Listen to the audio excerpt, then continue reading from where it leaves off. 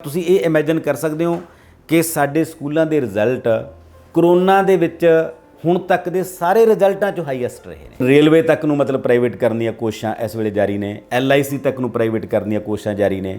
ਹੁਣ ਜਦੋਂ ਸਰਕਾਰਾਂ ਦੇ ਏਜੰਡੇ ਹੀ ਇਹ ਨੇ ਕਿ ਉਹਨਾਂ ਨੇ ਸਰਕਾਰੀ ਸੈਕਟਰ ਨੂੰ ਖਤਮ ਕਰਕੇ ਉਹਦੀ ਥਾਂ ਤੇ ਪ੍ਰਾਈਵੇਟ ਸੈਕਟਰ ਨੂੰ ਡਿਵੈਲਪ ਕਰਨਾ ਹੈ, ਤਾਂ ਫਿਰ ਉੱਥੇ ਸਰਕਾਰਾਂ ਬੰਦੇ ਕਿਉਂ ਰੱਖਣਗੀਆਂ? ਜਦੋਂ ਕਿ ਕਿਸੇ ਵੀ ਸਮਾਜ ਦੇ ਵਿੱਚ ਹੈਲਥ ਤੇ ਐਜੂਕੇਸ਼ਨ ਬੇਸਿਕ ਜ਼ਰੂਰਤ ਹੁੰਦੀ ਹੈ। ਪੂਰੀ ਦੁਨੀਆ ਦੀਆਂ ਜਿਹੜੀਆਂ ਐਡਵਾਂਸ ਸੁਸਾਇਟੀਜ਼ ਨੇ ਉਹ ਸਾਰੀਆਂ ਨੇ ਸਿੱਖਿਆ ਤੇ ਸਿਹਤ ਫ੍ਰੀ ਕੀਤੀਆਂ ਹੋਈਆਂ ਨੇ। ਕਿੰਨੀਆਂ ਕੁੜੀਆਂ ਇਹੋ ਜਿਹੀਆਂ ਨੇ ਜਿਹੜੀਆਂ ਇਸ ਕਰਕੇ ਸਕੂਲ ਨਹੀਂ ਗਈਆਂ। ਹਿੰਦੁਸਤਾਨ ਦੇ ਵਿੱਚ ਪਿਛਲਾ ਡਾਟਾ ਕੱਢ ਕੇ ਦੇਖੋ ਪਿਛਲੇ ਸਾਲਾਂ ਦਾ, ਜਿਨ੍ਹਾਂ ਸਕੂਲਾਂ 'ਚ ਕੁੜੀਆਂ ਲਈ ਵੱਖਰੇ ਟਾਇਲਟ ਨਹੀਂ ਹੈਗੇ ਸੀ। ਇਹ ਜਿਹੜੇ ਸਰਕਾਰੀ ਅਦਾਰੇ ਨੇ ਇਹ ਸਰਕਾਰ ਤੇ ਬੋਝ ਨੇ ਇਹ, ਤੇ ਇਹਨਾਂ ਤੋਂ ਖਹਿੜਾ ਛਡਾਇਆ ਜਾਵੇ ਜਿੰਨੀ ਮਰਜ਼ੀ। ਤਾਂ ਉੱਥੇ ਫਿਰ ਸਰਕਾਰੀ ਸਕੂਲਾਂ ਪ੍ਰਤੀ ਅਪਰੋਚ ਕੈਜੂਅਲ ਹੋ ਗਈ, ਸਰਕਾਰੀ ਸੰਸਥਾਵਾਂ ਪ੍ਰਤੀ ਸਰਕਾਰ ਦੀ ਅਪਰੋਚ ਕੈਜੂਅਲ ਹੋ ਗਈ। ਇਸੇ ਕਰਕੇ ਟੀਚਰਾਂ ਦੇ 3500 ਕਟਰ ਬਣਾਤੇ। ਜਿੰਨਾ ਫੇਅਰ ਐਂਡ ਲਵਲੀ ਦਾ ਬਾਜ਼ਾਰ ਹੈ ਉਹ ਸਾਡਾ ਸਾਰਾ ਇਸ ਮਾਨਸਿਕਤਾ 'ਚੋਂ ਮੁਨਾਫਾ ਕਮਾ ਰਿਹਾ ਹੈ ਕਿ ਸਾਨੂੰ ਇਹ ਲੱਗਦਾ ਹੈ ਕਿ ਸਿਆਣੇ ਹੋਣ ਦਾ ਜਾਂ ਸੋਹਣੇ ਹੋਣ ਦਾ ਕ੍ਰਾਈਟੇਰੀਆ ਚਿੱਟਾ ਰੰਗ ਹੁੰਦਾ ਹੈ। ਅਸੀਂ ਜਦੋਂ ਭਾਸ਼ਾ 'ਤੇ ਕਾਂਟਾ ਫੇਰਦੇ ਹਾਂ ਅਸੀਂ ਆਪਣੀ ਸਮੁੱਚੀ ਵਿਰਾਸਤ 'ਤੇ ਕਾਂਟਾ ਫੇਰਦੇ ਹਾਂ, ਅਤੇ ਕੋਈ ਬੰਦਾ ਆਪਣੀ ਵਿਰਾਸਤ ਤੋਂ ਬਿਨਾਂ ਨਹੀਂ ਜਿਉ ਸਕਦਾ ਹੈਗਾ। ਆਰਟਸ ਸਟਰੀਮ ਦੇ ਵਿੱਚ 60 ਸਬਜੈਕਟ ਨੇ ਜੀ। 60 ਦੇ ਵਿੱਚੋਂ ਬਤੌਰ ਮਾਂ-ਬਾਪ ਤਾਂ ਮੈਂ ਤਾਂ ਆਪਣੀ ਮਰਜ਼ੀ ਦੀ ਗੁਰੂ, ਮੇਰਾ ਬੱਚਾ ਮਿਊਜ਼ਿਕ ਲੈਣਾ ਚਾਹੁੰਦਾ ਹੈ, ਮੇਰਾ ਬੱਚਾ ਡਾਂਸ ਲੈਣਾ ਚਾਹੁੰਦਾ ਹੈ, ਮੇਰਾ ਬੱਚਾ ਥੀਏਟਰ ਲੈਣਾ ਚਾਹੁੰਦਾ ਹੈ। ਬਤੌਰ ਮਾਂ-ਬਾਪ ਤਾਂ ਮੈਂ ਇਹੀ ਚਾਹੂੰਗਾ ਨਾ ਕਿ ਮੇਰਾ ਬੱਚਾ ਡਾਂਸ ਲਵੇ, ਜਿਹਦਾ ਡਾਂਸ ਦੇ ਵਿੱਚ ਇੰਟਰਸਟ ਹੈ। ਡਾਂਸ ਵਾਲੇ ਬੱਚੇ ਨੂੰ ਪੋਲੀਟੀਕਲ ਸਾਇੰਸ ਕਿਉਂ ਪੜ੍ਹਾਵਾਂ ਮੈਂ? ਅੱਜ ਦੁਨੀਆ ਇਹ ਸਵੀਕਾਰ ਕਰਦੀ ਹੈ ਕਿ ਦੁਨੀਆ ਦੇ ਵਿੱਚ ਸਭ ਤੋਂ ਅਮੀਰ ਕਵਿਤਾ ਜਿਹੜੀ ਹੈਗੀ ਹੈ ਉਹ ਗੁਰੂ ਗ੍ਰੰਥ ਸਾਹਿਬ ਦੇ ਵਿੱਚ ਹੈ, ਉਹ ਵੀ ਤਾਂ ਪੰਜਾਬੀ ਹੈ। 5 ਲੱਖ ਰੁਪਈਆ ਲਾ ਕੇ ਬਾਥਰੂਮ ਬਣਾ ਦਿਓ, ਟਾਇਲਟ ਬਣਾ ਦਿਓ, 5ਵੇਂ ਦਿਨ ਜਾਓ ਤੁਹਾਨੂੰ ਉੱਥੇ ਸਫਾਈ ਨਹੀਂ ਮਿਲੂਗੀ। ਉਹਨੂੰ ਯੂਜ਼ ਕਰਨ ਵਾਲੇ ਅਤੇ ਉਹਨੂੰ ਸਾਂਭਣ ਵਾਲੇ ਦੋਨਾਂ ਦੀ ਮੈਂਟੈਲਿਟੀ ਦੇ ਵਿੱਚ ਇੰਨੀ ਕੁ ਗੰਦਗੀ ਹੈ ਨਾ, ਆਪਾਂ ਇਮੈਜਨ ਨਹੀਂ ਕਰ ਸਕਦੇ ਹੈਗੇ। ਜਿੱਦੇ ਮੁੱਖ ਮੰਤਰੀ ਦਾ ਬੱਚਾ ਸਰਕਾਰੀ ਸਕੂਲ 'ਚ ਜਾਂ ਸਰਕਾਰੀ ਹਸਪਤਾਲ ਦਵਾਈ ਲੈਣ ਲੱਗ ਗਿਆ, ਉਦੋਂ ਨੂੰ ਪਤਾ ਲੱਗ ਜੂਗਾ ਕਿ ਬੈੱਡ ਕਿਹੋ ਜਿਹੇ ਨੇ, ਉੱਥੇ ਬੈਠ ਸਕਦਾ ਕਿ ਬੰਦਾ ਨਹੀਂ ਬੈਠ ਸਕਦਾ ਹੈਗਾ, ਕਿ ਮੈਂ ਆਪਣੇ ਬੱਚੇ ਨੂੰ ਕਿੱਥੇ ਪੜ੍ਹਾ ਸਕਦਾ ਜਾਂ ਮੇਰਾ ਬੱਚਾ ਕਿੱਥੇ ਪੜ੍ਹ ਸਕਦਾ ਹੈ ਜੀ। ਉਸ ਐਂਗਲ ਤੋਂ ਮੈਂ ਬਤੌਰ ਮਾਪੇ ਇਹ ਫੈਸਲਾ ਕੀਤਾ ਕਿ ਮੇਰੇ ਬੱਚੇ ਸਰਕਾਰੀ ਸਕੂਲ 'ਚ ਨਹੀਂ ਪੜ੍ਹਨਗੇ। ਉਹ ਤਾਂ ਪ੍ਰਿੰਸੀਪਲ ਦੇ ਕਮਰੇ ਜਿਹੜਾ ਟਾਇਲਟ ਬਣਿਆ ਹੋਇਆ ਹੈ, ਸਕੂਲ ਹੈ, ਕਾਲਜ ਹੈ, ਯੂਨੀਵਰਸਿਟੀ ਹੈ, ਕਿਤੇ ਵੀ ਹੈ, ਉਹ ਤਾਂ ਸਾਫ ਸੁਥਰਾ ਹੈ। ਪਰ ਜੇ ਤੁਸੀਂ ਉਸ ਸਕੂਲ ਦੀ ਜਾਂ ਉਸ ਕਾਲਜ ਦੀ ਜਾਂ ਉਸ ਯੂਨੀਵਰਸਿਟੀ ਦੀ ਸਫਾਈ ਦੇਖਣੀ ਹੈ ਤਾਂ ਤੁਸੀਂ ਬੱਚਿਆਂ ਦੇ ਪਖਾਨੇ ਜਾ ਕੇ ਦੇਖੋ। ਇਸ ਵੇਲੇ ਸੈਂਕੜੇ ਹਜ਼ਾਰਾਂ ਟੀਚਰ ਨੇ ਜਿਹੜੇ BLO ਦਾ ਕੰਮ ਕਰ ਰਹੇ ਨੇ ਕਿ ਮੈਨੂੰ ਤਾਂ ਆਹ ਫੋਟੋਆਂ ਚਾਹੀਦੀਆਂ ਨੇ, ਮੁਕਾਬਲਾ ਹੋਇਆ ਜਾਂ ਨਹੀਂ ਹੋਇਆ ਸਕੂਲ ਦੇ ਵਿੱਚ, ਤੁਸੀਂ ਫੋਟੋਆਂ ਪਾ ਦਿਓ ਬਸ। ਵੀ ਟੀਚਰ ਹੀ ਸਕੂਲ ਹੁੰਦਾ ਅਤੇ ਸਕੂਲ ਹੀ ਟੀਚਰ ਹੁੰਦਾ, ਪਰ ਅਸਲ 'ਚ ਇਹ ਉਵੇਂ ਹੁੰਦਾ ਨਹੀਂ ਹੈ।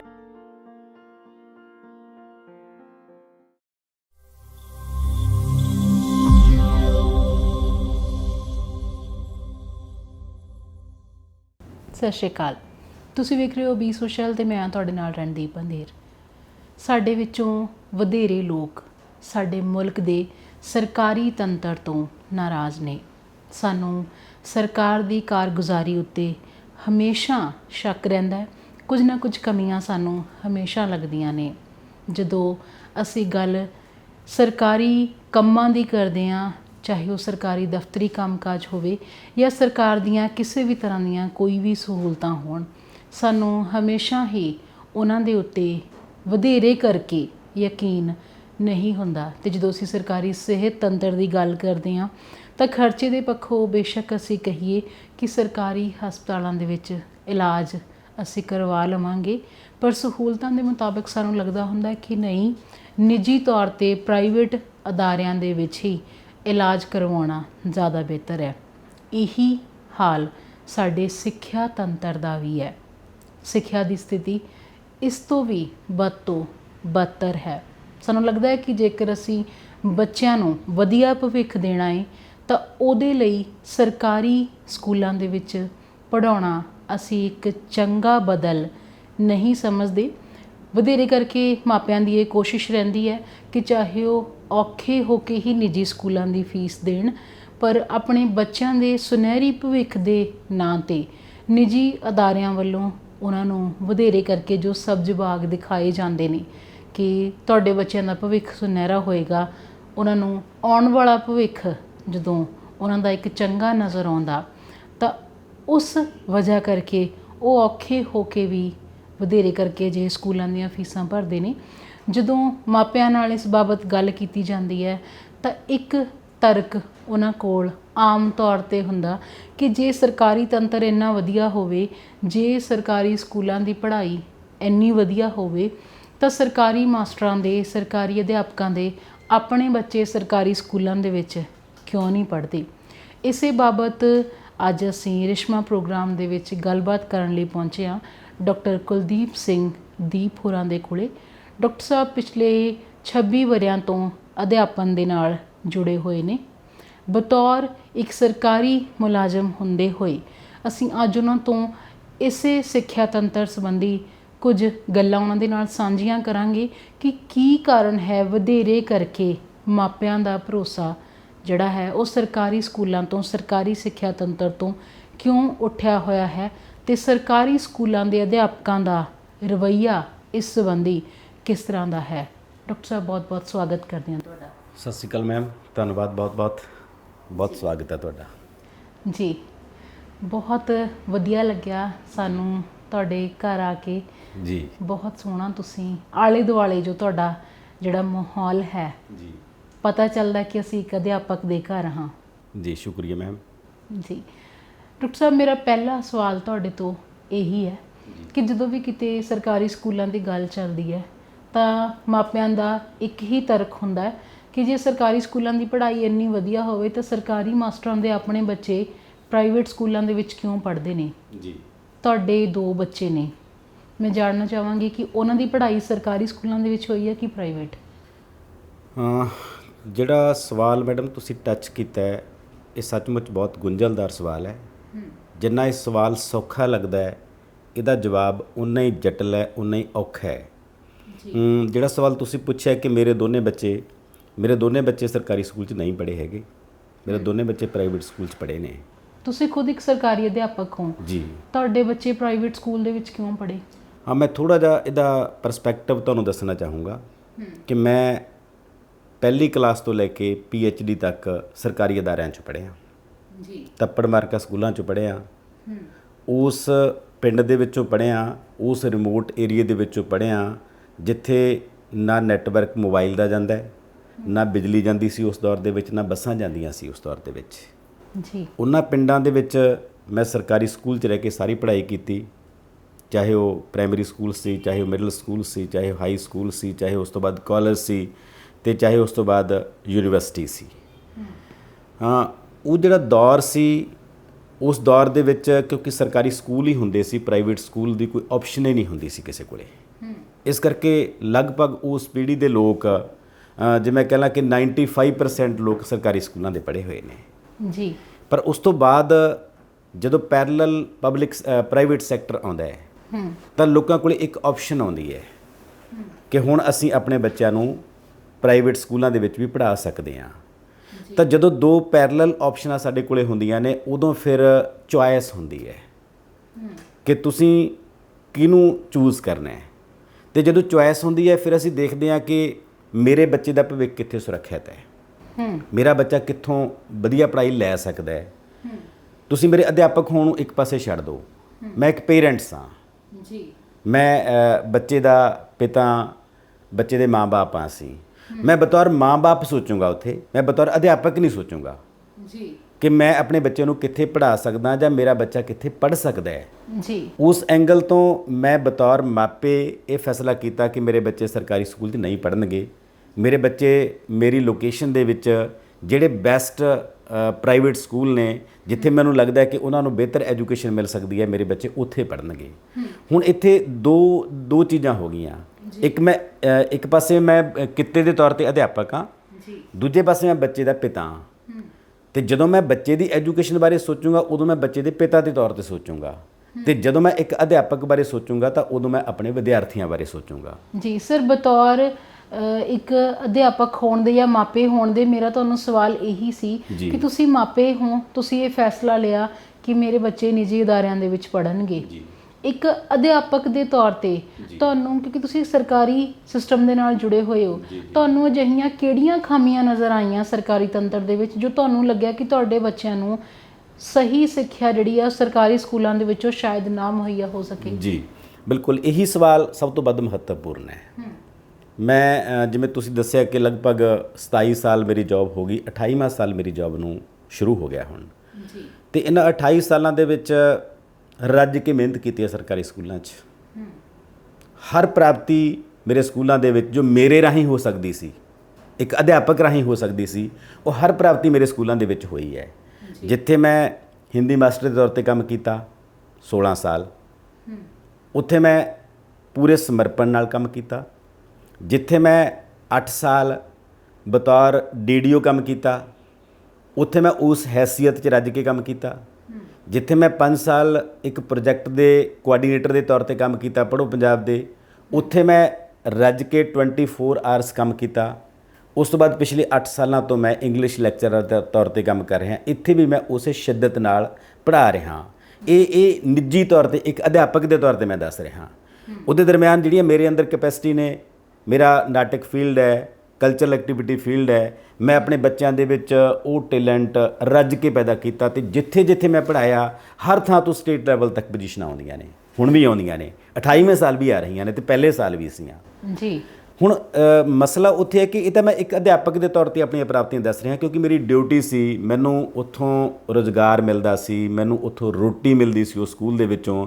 ਤੇ ਜਿਹੜੀ ਸੰਸਥਾ ਮੈਨੂੰ ਰੋਟੀ ਦਿੰਦੀ ਹੈ, ਜਿਹੜੀ ਸੰਸਥਾ ਮੈਨੂੰ ਰੁਜ਼ਗਾਰ ਦਿੰਦੀ ਹੈ, ਉੱਥੇ ਮੇਰੀ ਪ੍ਰਾਇਮਰੀ ਡਿਊਟੀ ਬਣਦੀ ਹੈ ਕਿ ਮੈਂ ਆਪਣੇ ਉਹਨਾਂ ਬੱਚਿਆਂ ਪ੍ਰਤੀ ਡੈਡੀਕੇਸ਼ਨ ਨਾਲ ਕੰਮ ਕਰਾਂ ਜਿਹੜੇ ਬੱਚੇ ਮੇਰੇ ਸਾਹਮਣੇ ਬੈਠੇ ਨੇ, ਜਿਨ੍ਹਾਂ ਕਰਕੇ ਮੈਨੂੰ ਰੋਟੀ ਮਿਲ ਰਹੀ ਹੈ। ਜੇ ਸਰਕਾਰੀ ਸਕੂਲਾਂ ਦੇ ਬੱਚੇ ਨਹੀਂ ਹੈਗੇ ਤਾਂ ਮੈਂ ਵੀ ਅਧਿਆਪਕ ਨਹੀਂ ਹੈਗਾ ਤੇ ਮੇਰੀ ਰੋਟੀ ਵੀ ਨਹੀਂ ਮਿਲਦੀ ਹੈਗੀ ਮੈਨੂੰ। ਇਸ ਕਰਕੇ ਬਤੌਰ ਅਧਿਆਪਕ ਜਿਹੜੇ ਮੈਂ ਆਪਣੇ ਕੰਮ ਕਰ ਸਕਦਾ ਸੀ ਉਹ ਮੈਂ ਕੀਤੇ। ਪਰ ਜਿਹੜਾ ਸਵਾਲ ਤੁਹਾਡਾ ਸਵਾਲ ਹੈ, ਇਹ ਸਵਾਲ ਇਸ ਰੂਪ ਦੇ ਵਿੱਚ ਗੁੰਝਲਦਾਰ ਹੈ ਕਿ ਟੀਚਰ ਅਥਾਰਟੀ ਨਹੀਂ ਹੁੰਦਾ ਹੈਗਾ। ਟੀਚਰ ਇੱਕ ਵੱਡੀ ਮਸ਼ੀਨਰੀ ਦਾ ਇੱਕ ਛੋਟਾ ਜਿਹਾ ਪੁਰਜਾ ਹੈ। ਟੀਚਰ ਡਿਸਾਈਡਿੰਗ ਫੈਕਟਰ ਨਹੀਂ ਹੈਗਾ ਕਿ ਉਹ ਕਿਸੇ ਸੰਸਥਾ ਨੂੰ ਉੱਚਾ ਲਿਜਾ ਸਕਦਾ ਹੈ ਜਾਂ ਕਿਸੇ ਸੰਸਥਾ ਨੂੰ ਨੀਵਾਂ ਲਿਜਾ ਸਕਦਾ ਹੈ। ਅਸੀਂ ਇੱਕ ਵੱਡੇ ਸਿਸਟਮ ਦਾ ਹਿੱਸਾ। ਜਦੋਂ ਅਸੀਂ ਗਵਰਨਮੈਂਟ ਸੈਕਟਰ ਦੀ ਗੱਲ ਕਰਦੇ ਹਾਂ ਤਾਂ ਸਾਡਾ ਪੂਰੇ ਦਾ ਪੂਰਾ ਇੱਕ ਡਿਪਾਰਟਮੈਂਟ ਹੈ। ਉਸ ਡਿਪਾਰਟਮੈਂਟ ਦੇ ਵਿੱਚ ਮੁੱਖ ਮੰਤਰੀ ਤੋਂ ਬਾਅਦ ਸਿੱਖਿਆ ਮੰਤਰੀ ਤੋਂ ਬਾਅਦ ਐਜੂਕੇਸ਼ਨ ਸੈਕਟਰੀ ਤੋਂ ਬਾਅਦ DPI ਤੋਂ ਬਾਅਦ DOs ਤੋਂ ਬਾਅਦ ਪ੍ਰਿੰਸੀਪਲ ਤੋਂ ਬਾਅਦ 10ਵੇਂ 12ਵੇਂ ਨੰਬਰ ਤੇ ਅਧਿਆਪਕ ਦਾ ਸਥਾਨ ਆਉਂਦਾ ਹੈ। ਹੁਣ ਜਦੋਂ ਇੱਕ ਵੱਡੀ ਸੰਸਥਾ ਦੇ ਵਿੱਚ ਤੁਹਾਡੀ ਹੈਸੀਅਤ ਬਹੁਤ ਛੋਟੀ ਹੈ, ਤੁਸੀਂ ਉਹਦੇ ਵਿੱਚ ਫੈਸਲਾਕੁਨ ਪਾਵਰ ਨਹੀਂ ਹੈਗੇ, ਤਾਂ ਉੱਥੇ ਫਿਰ ਤੁਸੀਂ ਬੇਬਸ ਹੁੰਦੇ ਹੋ ਬਹੁਤ ਥਾਵਾਂ 'ਤੇ। ਤੁਸੀਂ ਉਹ ਚਾਹੁੰਦੇ ਹੋਏ ਵੀ ਉਹ ਚੀਜ਼ਾਂ ਨਹੀਂ ਕਰ ਸਕਦੇ ਜਿਹੜੀਆਂ ਤੁਸੀਂ ਕਰਨਾ ਚਾਹੁੰਦੇ ਹੋ। ਮਸਲਨ ਮੈਂ ਲਗਭਗ 7 ਸਕੂਲਾਂ 'ਚ ਪੜ੍ਹਾਇਆ। ਪਹਿਲੇ ਸਕੂਲ 'ਚ ਜਿੱਥੇ ਮੈਂ ਜੌਬ ਕੀਤੀ ਉੱਥੇ 2 ਜਾਂ 3 ਲੈਕਚਰਰ ਸੀ ਅਸੀਂ, ਜਦੋਂ ਕਿ ਲੈਕਚਰਰ ਦੀਆਂ 8 ਜਾਂ 9 ਪੋਸਟਾਂ ਹੁੰਦੀਆਂ ਨੇ।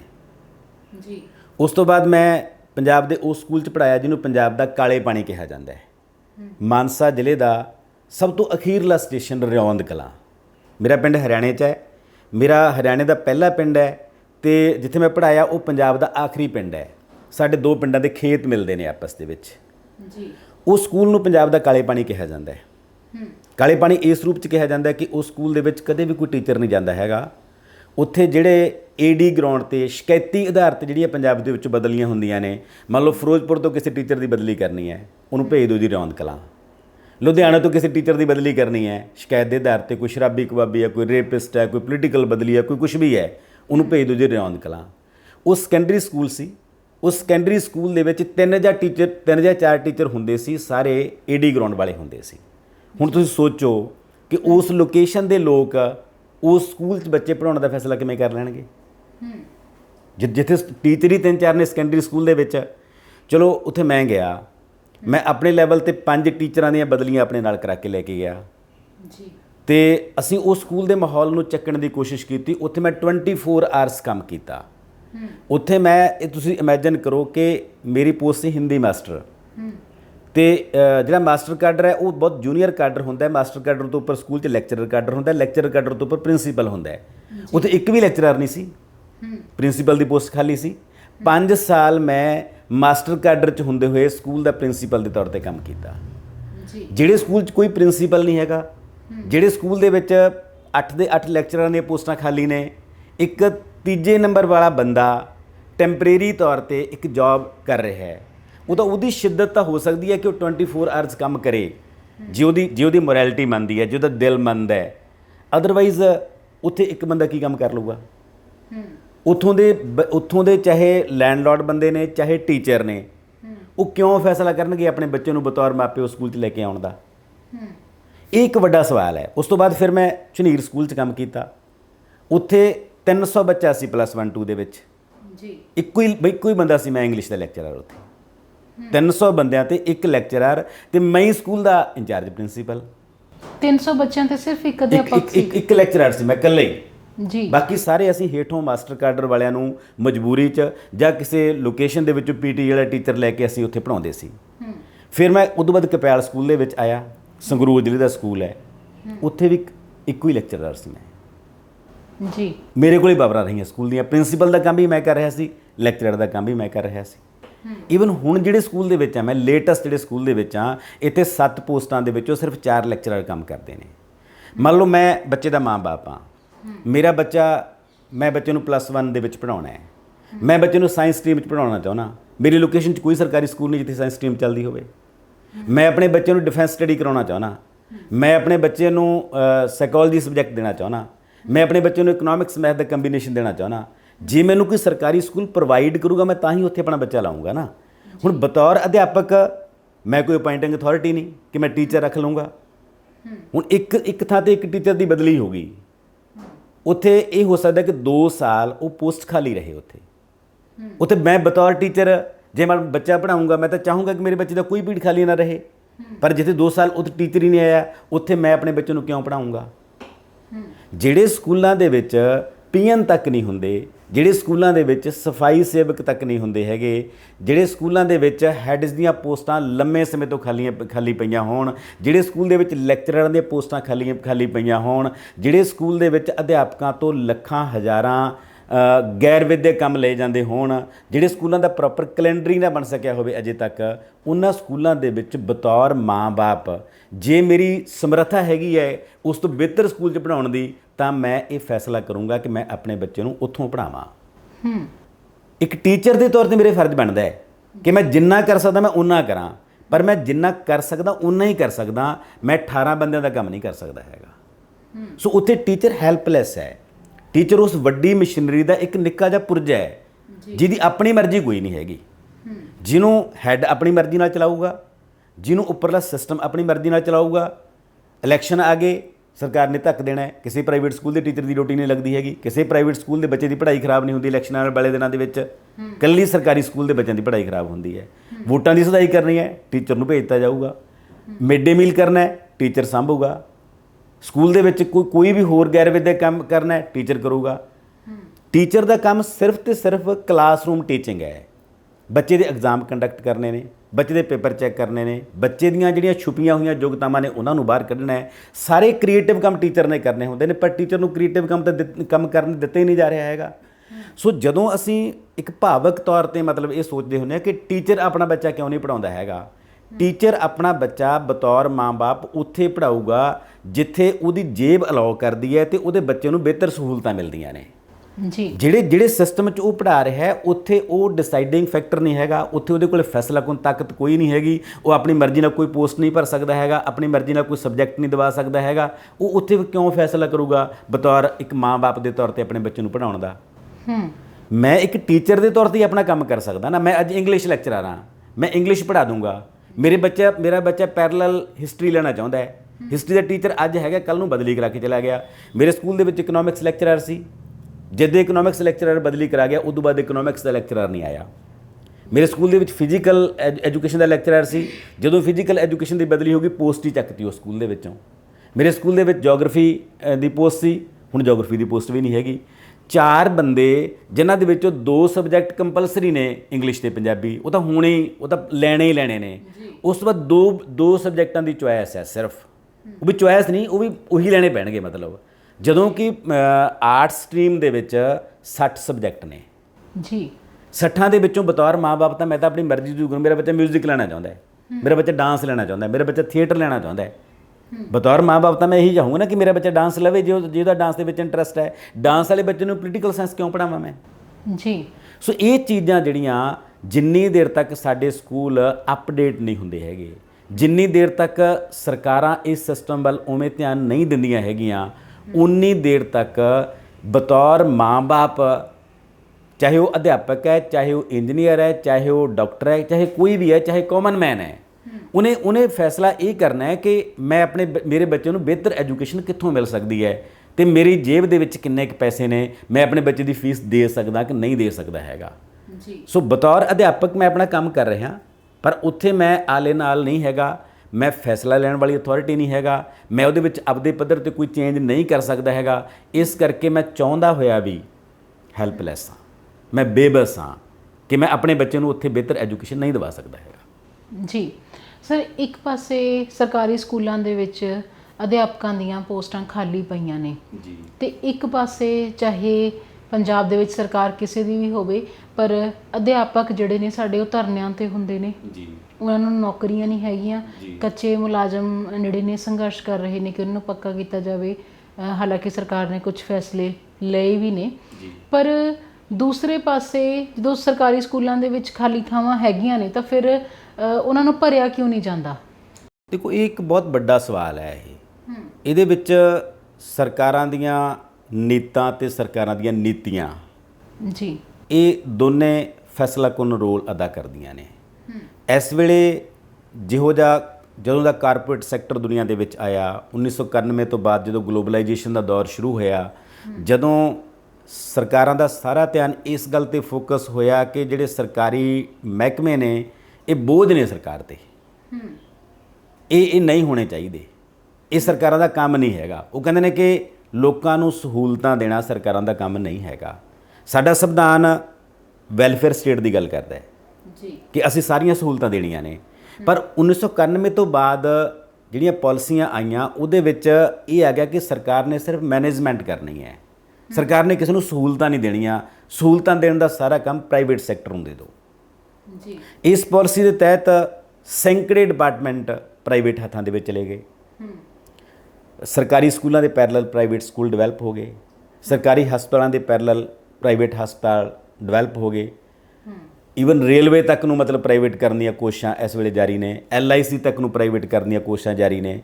ਹੁਣ ਜਦੋਂ ਸਰਕਾਰਾਂ ਦੇ ਏਜੰਡੇ ਹੀ ਇਹ ਨੇ ਕਿ ਉਹਨਾਂ ਨੇ ਸਰਕਾਰੀ ਸੈਕਟਰ ਨੂੰ ਖਤਮ ਕਰਕੇ ਉਹਦੀ ਥਾਂ ਤੇ ਪ੍ਰਾਈਵੇਟ ਸੈਕਟਰ ਨੂੰ ਡਿਵੈਲਪ ਕਰਨਾ ਹੈ, ਤਾਂ ਫਿਰ ਉੱਥੇ ਸਰਕਾਰਾਂ ਬੰਦੇ ਕਿਉਂ ਰੱਖਣਗੀਆਂ, ਸਰਕਾਰਾਂ ਬੰਦੇ ਕਿਉਂ ਭਰਤੀ ਕਰਨਗੀਆਂ? ਕਿਸੇ ਦੌਰ ਦੇ ਵਿੱਚ ਇੰਪਲਾਇਮੈਂਟ ਅਥਾਰਟੀ ਸੀ ਜਿਹੜੀ, ਉਹ ਹਰ ਬਲਾਕ ਲੈਵਲ ਤੇ ਇੰਪਲਾਇਮੈਂਟ ਅਫਸਰ ਹੁੰਦੇ ਸੀ, ਇੰਪਲਾਇਮੈਂਟ ਐਕਸਚੇਂਜ ਹੁੰਦੀ ਸੀ, ਬਕਾਇਦਾ ਇੱਕ ਮਹਿਕਮਾ ਹੁੰਦਾ ਸੀ ਸਰਕਾਰ ਦਾ। ਹਰੇਕ ਬੰਦਾ ਉਹਦੇ ਕੋਲੇ ਜਾ ਕੇ ਆਪਣੀ ਯੋਗਤਾ ਦਰਜ ਕਰਾ ਦਿੰਦਾ ਸੀ। ਜੇ ਉਸ ਬਲਾਕ ਦੇ ਵਿੱਚ ਕਿਸੇ ਵੀ ਬੰਦੇ ਦੀ ਲੋੜ ਹੈ, ਕਿਸੇ ਵੀ ਮਹਿਕਮੇ ਦੇ ਵਿੱਚ, ਆਲਰੇਡੀ ਉਹਨਾਂ ਕੋਲੇ ਲਿਸਟਾਂ ਹੁੰਦੀਆਂ ਸੀਆਂ, ਉੱਥੋਂ ਬੰਦਾ ਭੇਜ ਦਿੰਦੇ ਸੀ ਤੇ ਜਾ ਕੇ ਬੰਦਾ ਜੁਆਇਨ ਕਰ ਲੈਂਦਾ ਸੀ। ਸਕੂਲਾਂ ਦੇ ਵਿੱਚ ਪ੍ਰਿੰਸੀਪਲ ਅਪਾਇੰਟਿੰਗ ਅਥਾਰਟੀ ਸੀ ਕਿ ਜਦੋਂ ਤੁਹਾਨੂੰ ਲੋੜ ਹੈ ਬੰਦਾ ਅਪਾਇੰਟ ਕਰ ਲਓ। ਪਰ ਹੁਣ ਜਦੋਂ ਸਾਰਾ ਕੁਝ ਡੀਸੈਂਟਰਲਾਈਜ਼ ਕਰਨ ਦੀ ਬਜਾਏ ਸੈਂਟਰਲਾਈਜ਼ ਕਰ ਲਿਆ ਤੇ ਫੋਕਸ ਇਸ ਗੱਲ ਤੇ ਹੋ ਗਿਆ ਕਿ ਇਹ ਜਿਹੜੇ ਸਰਕਾਰੀ ਅਦਾਰੇ ਨੇ ਇਹ ਸਰਕਾਰ ਤੇ ਬੋਝ ਨੇ, ਇਹ ਤੇ ਇਹਨਾਂ ਤੋਂ ਖਹਿੜਾ ਛਡਾਇਆ ਜਾਵੇ ਜਿੰਨੀ ਮਰਜ਼ੀ, ਤਾਂ ਉੱਥੇ ਫਿਰ ਸਰਕਾਰੀ ਸਕੂਲਾਂ ਪ੍ਰਤੀ ਅਪਰੋਚ ਕੈਜੂਅਲ ਹੋ ਗਈ, ਸਰਕਾਰੀ ਸੰਸਥਾਵਾਂ ਪ੍ਰਤੀ ਸਰਕਾਰ ਦੀ ਅਪਰੋਚ ਕੈਜੂਅਲ ਹੋ ਗਈ। ਇਸੇ ਕਰਕੇ ਟੀਚਰਾਂ ਦੇ 3500 ਕਾਡਰ ਬਣਾਤੇ, ਆ 3582 ਕੱਢ ਰਿਹਾ ਜੀ, ਆ ਫਲਾਣਾ ਕੱਢ ਰਿਹਾ ਜੀ, ਆ ਇਮਕਾ ਕੱਢ ਰਿਹਾ ਜੀ, ਆ ਤਿਮਕਾ ਕੱਢ ਰਿਹਾ ਜੀ, 5 ਸਾਲਾਂ ਬਾਅਦ ਰੈਗੂਲਰ ਹੋਊਗਾ ਜੀ, 3 ਸਾਲਾਂ ਬਾਅਦ ਰੈਗੂਲਰ ਹੋਊਗਾ ਜੀ, 5000 ਤੇ ਜੋਬ ਕਰੂਗਾ ਜੀ। ਉਸੇ ਸਕੂਲ ਦੇ ਵਿੱਚ ਸੇਮ ਸਬਜੈਕਟ ਤੇ ਇੱਕ ਬੰਦਾ 5000 ਜੋਬ ਕਰ ਰਿਹਾ, ਇੱਕ ਬੰਦਾ 55000 ਤੇ ਜੋਬ ਕਰ ਰਿਹਾ। ਉਹੀ ਕੁਆਲੀਫਿਕੇਸ਼ਨ ਹੈ, ਉਹੀ ਸਬਜੈਕਟ ਹੈ, ਉਹ ਵੀ ਮਾਸਟਰ ਕੇਡਰ 'ਚ ਹੈ, ਉਹ ਵੀ ਮਾਸਟਰ ਕੇਡਰ ਦੇ ਵਿੱਚ ਹੈ। ਜਦੋਂ ਸਰਕਾਰਾਂ ਇਸ ਲੈਵਲ ਤੇ ਡਿਸਕ੍ਰਿਮੀਨੇਸ਼ਨ ਕਰ ਰਹੀਆਂ ਨੇ, ਜਦੋਂ ਸਰਕਾਰਾਂ ਦੀ ਅਪਰੋਚ ਹੀ ਕੈਜੂਅਲ ਹੈ, ਜੇ ਮੈਂ ਇੰਗਲਿਸ਼ ਲੈਕਚਰ ਆਣਾ, ਜੇ ਸਰਕਾਰ ਨੇ ਇੰਗਲਿਸ਼ ਲੈਕਚਰ ਰੱਖਣਾ ਤਾਂ ਇੱਕੋ ਹੀ ਕ੍ਰਾਈਟੇਰੀਆ ਹੋਣਾ ਚਾਹੀਦਾ, ਬਸ ਇੱਕੋ ਤਨਖਾਹ ਹੋਣੀ ਚਾਹੀਦੀ ਹੈ, ਇੱਕੋ ਹੀ ਕਾਡਰ ਹੋਣਾ ਚਾਹੀਦਾ ਉਹਦਾ। ਇੱਕ ਮਾਸਟਰ ਕਾਡਰ ਹੈ, ਇੱਕ ETT ਕਾਡਰ ਹੈ, ਇੱਕ ਲੈਕਚਰਰ ਕਾਡਰ ਹੈ, ਇੱਕ ਪ੍ਰਿੰਸੀਪਲ ਕਾਡਰ ਹੈ, 4 ਕਾਡਰ ਨੇ ਸਕੂਲ ਦੇ ਵਿੱਚ। 4 ਕਾਡਰਾਂ ਨੂੰ ਜੇ 35 ਥਾਵਾਂ ਤੇ ਵੰਡ ਰੱਖਿਆ ਹੈ, ਡਿਵਾਈਡ ਕਰ ਰੱਖਿਆ ਹੈ, ਤਾਂ ਇਹਦਾ ਮਤਲਬ ਸਰਕਾਰਾਂ ਦੀਆਂ ਨੀਤਾਂ ਨਹੀਂ ਹੈਗੀਆਂ। ਜਦੋਂ ਹੁਣ ਕੋਈ 5000 ਤੇ ਕੰਮ ਕਰ ਰਿਹਾ, ਕੋਈ 10000 ਤੇ ਕੰਮ ਕਰ ਰਿਹਾ, ਕੋਈ ਕੰਟਰੈਕਟ ਤੇ ਕਰ ਰਿਹਾ, ਕੋਈ 89 ਡੇਜ਼ ਤੇ ਕਰ ਰਿਹਾ, ਕੋਈ ਕਿਸੇ ਕਿਵੇਂ ਕਰ ਰਿਹਾ, ਉਹ ਫਿਰ ਸਾਰੇ ਟੀਚਰ ਸੜਕਾਂ ਤੇ ਹੁੰਦੇ ਨੇ। ਜਦੋਂ ਟੀਚਰ ਆਪ ਹੀ ਸਿਕਿਉਰ ਨਹੀਂ ਹੈਗਾ, ਟੀਚਰ ਦੀ ਆਪਣੀ ਜੌਬ ਸਿਕਿਉਰ ਨਹੀਂ ਹੈਗੀ, ਜਦੋਂ ਉਹ ਘਰੋਂ ਇਹ ਸੋਚ ਕੇ ਜਾਂਦਾ ਹੈ ਕਿ ਅੱਜ ਮੇਰੇ ਬੱਚਿਆਂ ਨੂੰ ਰੋਟੀ ਮਿਲੂਗੀ ਕਿ ਨਹੀਂ ਮਿਲੂਗੀ, ਉੱਥੇ ਦੂਜਿਆਂ ਦੇ ਬੱਚਿਆਂ ਨੂੰ ਪੜ੍ਹਾਉਣ ਦਾ ਮਸਲਾ ਹਾਸ਼ੀਏ ਤੇ ਚਲਾ ਜਾਂਦਾ ਹੈ, ਉਹ ਨੰਬਰ 2 ਤੇ ਚਲਾ ਜਾਂਦਾ ਹੈ ਜੀ। ਜਦੋਂ ਟੀਚਰਾਂ ਨੂੰ ਸੜਕਾਂ ਤੇ ਜਾ ਕੇ ਡਾਂਗਾ ਖਾਣੀਆਂ ਪੈਂਦੀਆਂ ਹੋਣ, ਜਿਹੜੇ ਸਿਸਟਮ ਦੇ ਵਿੱਚ ਉਹਨਾਂ ਨੂੰ ਆਪਣੀ ਬੇਸਿਕ ਤਨਖਾਹਾਂ ਲੈਣ ਵਾਸਤੇ ਲੜਨਾ ਪੈਂਦਾ ਹੋਵੇ, ਤੇ ਜਿਹੜੇ ਸਿਸਟਮ ਦੇ ਵਿੱਚ ਪੋਸਟਾਂ ਵੀ ਲੜਕੇ ਕਢਾਈਆਂ ਜਾਂਦੀਆਂ ਹੋਣ। ਅਦਰਵਾਈਜ਼ ਤਾਂ ਇੱਕ ਸਿਸਟਮ ਹੋਣਾ ਚਾਹੀਦਾ ਹੈ ਕਿ ਪੰਜੋਲੀ ਕਲਾ ਸਕੂਲ ਦੇ ਵਿੱਚੋਂ 2 ਬੰਦੇ ਰਿਟਾਇਰ ਹੋ ਗਏ, ਅਗਲੇ ਦਿਨ 2 ਬੰਦੇ ਜੁਆਇਨ ਕਰ ਲੈਣ। ਇੱਕ ਵੇਟਿੰਗ ਲਿਸਟ ਬਣੀ ਹੋਣੀ ਚਾਹੀਦੀ ਹੈ, ਕੋਈ ਪ੍ਰੋਬਲਮ ਹੀ ਨਹੀਂ ਹੈਗੀ। ਲਿਸਟ ਬਣੀ ਹੋਵੇ, ਉਹਦੇ ਵਿੱਚ ਇੱਕ ਮੈਰਿਟ ਲਿਸਟ ਬਣਾ ਰੱਖੀ ਹੈ ਅਸੀਂ ਕਿ ਆਹ ਸਾਡੇ ਕੋਲੇ ਕੈਂਡੀਡੇਟ ਨੇ, ਆਹ ਸਾਡੇ ਕੋਲੇ ਪੋਸਟਾਂ ਨੇ, 2 ਪੋਸਟਾਂ ਖਾਲੀ ਹੋਈਆਂ, ਅਗਲੇ ਦਿਨ 2 ਬੰਦੇ ਜਾ ਕੇ ਜੁਆਇਨ ਕਰ ਲੈਣ, ਵੇਟਿੰਗ ਲਿਸਟ ਉੱਪਰ ਆ ਜੇ ਕਰਨਾ ਹੋਵੇ ਤਾਂ ਬਹੁਤ ਕੁਝ ਕੀਤਾ ਜਾ ਸਕਦਾ ਹੈ। ਪਰ ਸਰਕਾਰਾਂ ਦੀ ਅਪਰੋਚ ਕੈਜੂਅਲ ਹੋ ਗਈ ਜਦੋਂ ਦਾ ਪ੍ਰਾਈਵੇਟ ਸੈਕਟਰ ਪੈਰਲਲ ਡਿਵੈਲਪ ਹੋਇਆ। ਸਰਕਾਰਾਂ ਖਹਿੜਾ ਛਡਾਊ ਪਾਲਿਸੀ ਤੇ ਆ ਗਈਆਂ ਕਿ ਜਿੰਨੀ ਜਲਦੀ ਇਹ ਜੰਜਾਲ ਹੈ ਜਿਹੜਾ ਉਤਰ ਜੇ, ਇਹ ਜਿਹੜੇ ਧਰਨੇ ਮੁਜ਼ਾਹਰੇ ਨੇ ਸਰਕਾਰਾਂ ਦੇ ਖਿਲਾਫ ਨਾ ਲੱਗਣ, ਲੋਕ ਸੜਕਾਂ ਤੇ ਸਰਕਾਰਾਂ ਦੇ ਖਿਲਾਫ ਨਾ ਆਉਣ, ਸਰਕਾਰਾਂ ਸਿੱਧੀਆਂ ਪ੍ਰਾਈਵੇਟ ਸੈਕਟਰ ਦੇ ਨਾਲ ਤਾਲਮੇਲ ਕਰਨ। ਹੁਣ ਸੜਕਾਂ ਰੋਡ ਬਣਦੇ ਨੇ, ਦੇਖੋ ਪਹਿਲਾਂ ਸਰਕਾਰਾਂ ਦੇ ਖਿਲਾਫ ਧਰਨੇ ਲੱਗਦੇ ਸੀ ਕਿ ਸਾਡੀ ਰੋਡ ਟੁੱਟ ਗਈ, ਸਰਕਾਰਾਂ ਨੇ ਖਤਮ ਕਰਤੀਆਂ ਆਪਣੀ ਜ਼ਿੰਮੇਵਾਰੀਆਂ, ਪ੍ਰਾਈਵੇਟ ਸੈਕਟਰ ਨੂੰ ਦੇਤੀਆਂ, ਉਹਨਾਂ ਨੇ ਰੋਡ ਬਣਾਤੇ, ਟੋਲ ਟੈਕਸ ਲਾਤਾ। ਸਰਕਾਰਾਂ ਨੂੰ ਕੋਈ ਪ੍ਰੋਬਲਮ ਨਹੀਂ, ਪ੍ਰਾਈਵੇਟ ਸੈਕਟਰ ਨੂੰ ਕੋਈ ਪ੍ਰੋਬਲਮ ਨਹੀਂ। ਪ੍ਰੋਬਲਮ ਉਸ ਬੰਦੇ ਨੂੰ ਹੈ ਜਿਹਨੇ ਰੋਜ਼ ਰੋਡ ਤੇ ਨਿਕਲਣਾ ਹੈ, ਜਿਹੜਾ ਬਾਕੀ ਸਾਰੇ ਟੈਕਸ ਦੇਣ ਦੇ ਬਾਵਜੂਦ ਵੀ ਸੜਕ ਤੇ ਤੁਰਨ ਦਾ ਵੀ ਟੈਕਸ ਦੇਣਾ ਪੈ ਗਿਆ ਉਸ ਨੂੰ। ਪਰ ਸਰਕਾਰਾਂ ਸੁਰਖਰੂ ਹੋ ਗਈਆਂ, ਪ੍ਰਾਈਵੇਟ ਸੈਕਟਰ ਨੂੰ ਘਰੇ ਬੈਠਣ ਨੂੰ ਪੈਸੇ ਆ ਰਹੇ ਨੇ, ਰੋਜ਼ ਟੋਲ ਆ ਰਿਹਾ ਉਹਨਾਂ ਨੂੰ, ਪਿਸਦਾ ਤਾਂ ਆਮ ਬੰਦਾ ਹੈ ਨਾ। ਹੁਣ ਇਹ ਜਿਹੜਾ ਐਜੂਕੇਸ਼ਨ ਤੇ ਹੈਲਥ ਦੀ ਪ੍ਰੋਬਲਮ ਹੈ, ਇਸ ਨੂੰ ਸਰਕਾਰਾਂ ਚਿੱਟੇ ਹਾਥੀ ਸਮਝਦੀਆਂ ਨੇ ਵੀ ਇਹ ਵਾਈਟ ਐਲੀਫੈਂਟ ਨੇ, ਇਹ ਸਾਡੇ ਮਤਲਬ ਕਿਸੇ ਕੰਮ ਦੇ ਨਹੀਂ, ਇਹਨਾਂ ਕਰਕੇ ਸਾਨੂੰ ਟੈਨਸ਼ਨਾਂ ਨੇ, ਇਹ ਤੋਂ ਪ੍ਰੋਡਕਟ ਇਹ ਉਹਨੂੰ ਕਹਿੰਦੇ ਨੇ ਨਾਨ ਪ੍ਰੋਡਕਟਿਵ ਚੀਜ਼ਾਂ ਨੇ ਇਹ। ਜਦੋਂ ਕਿ ਕਿਸੇ ਵੀ ਸਮਾਜ ਦੇ ਵਿੱਚ ਹੈਲਥ ਤੇ ਐਜੂਕੇਸ਼ਨ ਬੇਸਿਕ ਜ਼ਰੂਰਤ ਹੁੰਦੀ ਹੈ। ਪੂਰੀ ਦੁਨੀਆ ਦੀਆਂ ਜਿਹੜੀਆਂ ਐਡਵਾਂਸ ਸੁਸਾਇਟੀਜ਼ ਨੇ ਉਹ ਸਾਰੀਆਂ ਨੇ ਸਿੱਖਿਆ ਤੇ ਸਿਹਤ ਫ੍ਰੀ ਕੀਤੀਆਂ ਹੋਈਆਂ ਨੇ। ਉਹ ਮਤਲਬ ਆਪਣੇ ਬਜ਼ੁਰਗਾਂ ਨੂੰ ਸਾਂਭਦੀਆਂ ਨੇ, ਉਹਨਾਂ ਨੂੰ ਸਾਰੀਆਂ ਸਿਹਤ ਸਹੂਲਤਾਂ ਦਿੰਦੀਆਂ ਨੇ, ਆਪਣੇ ਬੱਚਿਆਂ ਨੂੰ ਸਾਂਭਦੀਆਂ ਨੇ, ਆਪਣੇ ਨੌਜਵਾਨਾਂ ਨੂੰ ਸਾਂਭਦੀਆਂ ਨੇ। ਪਰ ਸਾਡੇ ਹੀ ਹੈ ਕਿ ਜਿੰਨੇ ਬੱਚੇ ਜੰਮਦੇ ਨੇ 1 ਸਾਲ ਦੇ ਵਿੱਚ, ਲਗਭਗ 1.5 ਕਰੋੜ ਦੇ ਕਰੀਬ ਹਰ ਸਾਲ ਆਬਾਦੀ ਵੱਧਦੀ ਹੈ, ਉਹਨਾਂ 1.5 ਕਰੋੜ ਲੋਕਾਂ ਨੂੰ ਐਜੂਕੇਸ਼ਨ ਕਿੱਥੋਂ ਮਿਲੂਗੀ, ਉਹਨਾਂ 1.5 ਕਰੋੜ ਲੋਕਾਂ ਨੂੰ ਸਿਹਤ ਕਿੱਥੋਂ ਮਿਲੂਗੀ, ਉਹਨਾਂ 1.5 ਕਰੋੜ ਲੋਕਾਂ ਨੂੰ ਮਕਾਨ ਕਿੱਥੋਂ ਮਿਲਣਗੇ, ਉਹਨਾਂ 1.5 ਕਰੋੜ ਲੋਕਾਂ ਨੂੰ ਰੁਜ਼ਗਾਰ ਕਿੱਥੋਂ ਮਿਲੂਗਾ। ਸਰਕਾਰ ਕੋਲੇ ਕੋਈ ਪਲਾਨ ਨਹੀਂ ਹੈਗਾ, ਸਰਕਾਰ ਕੋਲੇ ਕੋਈ ਏਜੰਡਾ ਨਹੀਂ ਹੁੰਦਾ ਹੈਗਾ। ਜਦੋਂ ਇੱਕ ਕਸਟਮਰ ਆ ਮੈਂ, ਮਤਲਬ ਹੈ ਨਾ, ਕਸਟਮਰ ਦੇ ਤੌਰ ਤੇ ਮੇਰਾ ਬੱਚਾ ਸਰਕਾਰੀ ਸਕੂਲ 'ਚ ਪੜ੍ਹਦਾ ਹੈ, ਇੱਕ ਕਸਟਮਰ ਦੇ ਤੌਰ ਤੇ ਮੈਂ ਕਿਸੇ ਸਰਕਾਰੀ ਹਸਪਤਾਲ ਦੇ ਵਿੱਚ ਦਵਾਈ ਲੈਣ ਜਾਣਾ। ਇਲਾਹਾਬਾਦ ਹਾਈ ਕੋਰਟ ਦਾ ਇੱਕ ਫੈਸਲਾ ਸੀ ਕਿ ਜਿਹੜਾ ਸਰਕਾਰੀ ਖਜ਼ਾਨੇ 'ਚੋਂ ਤਨਖਾਹ ਲੈਂਦਾ ਜਿਹੜਾ ਬੰਦਾ, ਉਹ ਇਲਾਜ ਵੀ ਸਰਕਾਰੀ ਹਸਪਤਾਲ 'ਚੋਂ ਕਰਾਵੇ ਤੇ ਬੱਚੇ ਵੀ ਸਰਕਾਰੀ ਸਕੂਲ 'ਚ ਪੜ੍ਹਾਵੇ। ਜਿੱਦੇ ਪ੍ਰਧਾਨ ਮੰਤਰੀ ਜਿਹੜਾ ਰਾਸ਼ਟਰੀ ਖਜ਼ਾਨੇ 'ਚੋਂ ਸਭ ਤੋਂ ਪਹਿਲਾਂ ਤਨਖਾਹ ਲੈਂਦਾ ਹੈ, ਜਾਂ ਰਾਸ਼ਟਰਪਤੀ ਜਿਹੜਾ ਪਹਿਲਾ ਸਿਟੀਜ਼ਨ ਹੈ ਸਾਡਾ, ਜਿਹਨੂੰ ਪਹਿਲਾ ਨਾਗਰਿਕ ਕਿਹਾ ਜਾਂਦਾ ਹੈ, ਉਹ ਸਰਕਾਰੀ ਖਜ਼ਾਨੇ 'ਚ ਤਨਖਾਹ ਲੈਂਦੇ ਨੇ। ਜਿੱਦੇ ਉਹਨਾਂ ਦੇ ਬੱਚੇ ਸਰਕਾਰੀ ਸਕੂਲ 'ਚ ਪੜ੍ਹਨ ਲੱਗ ਜਾਣ, ਬਾਈ ਆਰਡਰ ਲੱਗ ਜਾਣ, ਜਿੱਦੇ ਮੁੱਖ ਮੰਤਰੀ ਦਾ ਬੱਚਾ ਸਰਕਾਰੀ ਸਕੂਲ 'ਚ ਪੜ੍ਹਨ ਲੱਗ ਗਿਆ, ਜਿੱਦੇ DC ਦਾ ਬੱਚਾ ਸਰਕਾਰੀ ਸਕੂਲ 'ਚ ਪੜ੍ਹਨ ਲੱਗ ਗਿਆ, ਉੱਦੇ ਸਰਕਾਰੀ ਸਕੂਲਾਂ ਦੀ ਹਾਲਤ ਸੁਧਰ ਜਾਣੀ ਹੈ। ਹੁਣ ਜਿਹੜੇ ਵਿਚਾਰੇ ਕਸਟਮਰ ਨੇ, ਉਹਨਾਂ ਦੀ ਕੋਈ ਹੈਸੀਅਤ ਨਹੀਂ ਹੈਗੀ, ਉਹ ਤਾਂ ਹੈਗੇ ਨੇ ਗਰੀਬ ਘਰਾਂ ਦੇ, ਉਹਨਾਂ ਦੀ ਸਰਕਾਰੀ ਦਰਬਾਰੇ ਅਪਰੋਚ ਨਹੀਂ ਹੈਗੀ, ਉਹਨਾਂ ਨੂੰ ਕੋਈ ਪੁੱਛਦਾ ਨਹੀਂ ਹੈਗਾ। ਤੇ ਜਿਨ੍ਹਾਂ ਦੀ ਪਹੁੰਚ ਹੈ, ਜਿਨ੍ਹਾਂ ਦੀ ਸਮਰੱਥ ਹੈ, ਜਿਨ੍ਹਾਂ ਕੋਲ ਰਿਸੋਰਸਿਸ ਨੇ, ਉਹਨਾਂ ਦੇ ਬੱਚੇ ਹੋਰ ਥਾਵਾਂ 'ਤੇ ਪੜ੍ਹਦੇ ਨੇ। ਇਸੇ ਕਰਕੇ ਸਾਡੇ ਸਰਕਾਰੀ ਸਕੂਲਾਂ ਦੀ ਤੇ ਹਸਪਤਾਲਾਂ ਦੀ ਹਾਲਤ ਸੁਧਰਦੀ ਨਹੀਂ ਹੈਗੀ। ਜਿੰਨੀ ਦੇਰ ਤੱਕ ਸਟੇਕ ਹੋਲਡਰ ਹੈ ਜਿਹੜਾ, ਉਹ ਹਰ ਬੰਦਾ ਨਹੀਂ ਬਣਦਾ ਹੈਗਾ ਜਿਹੜਾ ਸਰਕਾਰੀ ਖਜ਼ਾਨੇ 'ਚ ਤਨਖਾਹ ਲੈਂਦਾ ਹੈ, ਉਨੀ ਦੇਰ ਤੱਕ ਇਹਨਾਂ ਦੀ ਹਾਲਤ ਸੁਧਰਨੀ ਨਹੀਂ ਹੈਗੀ।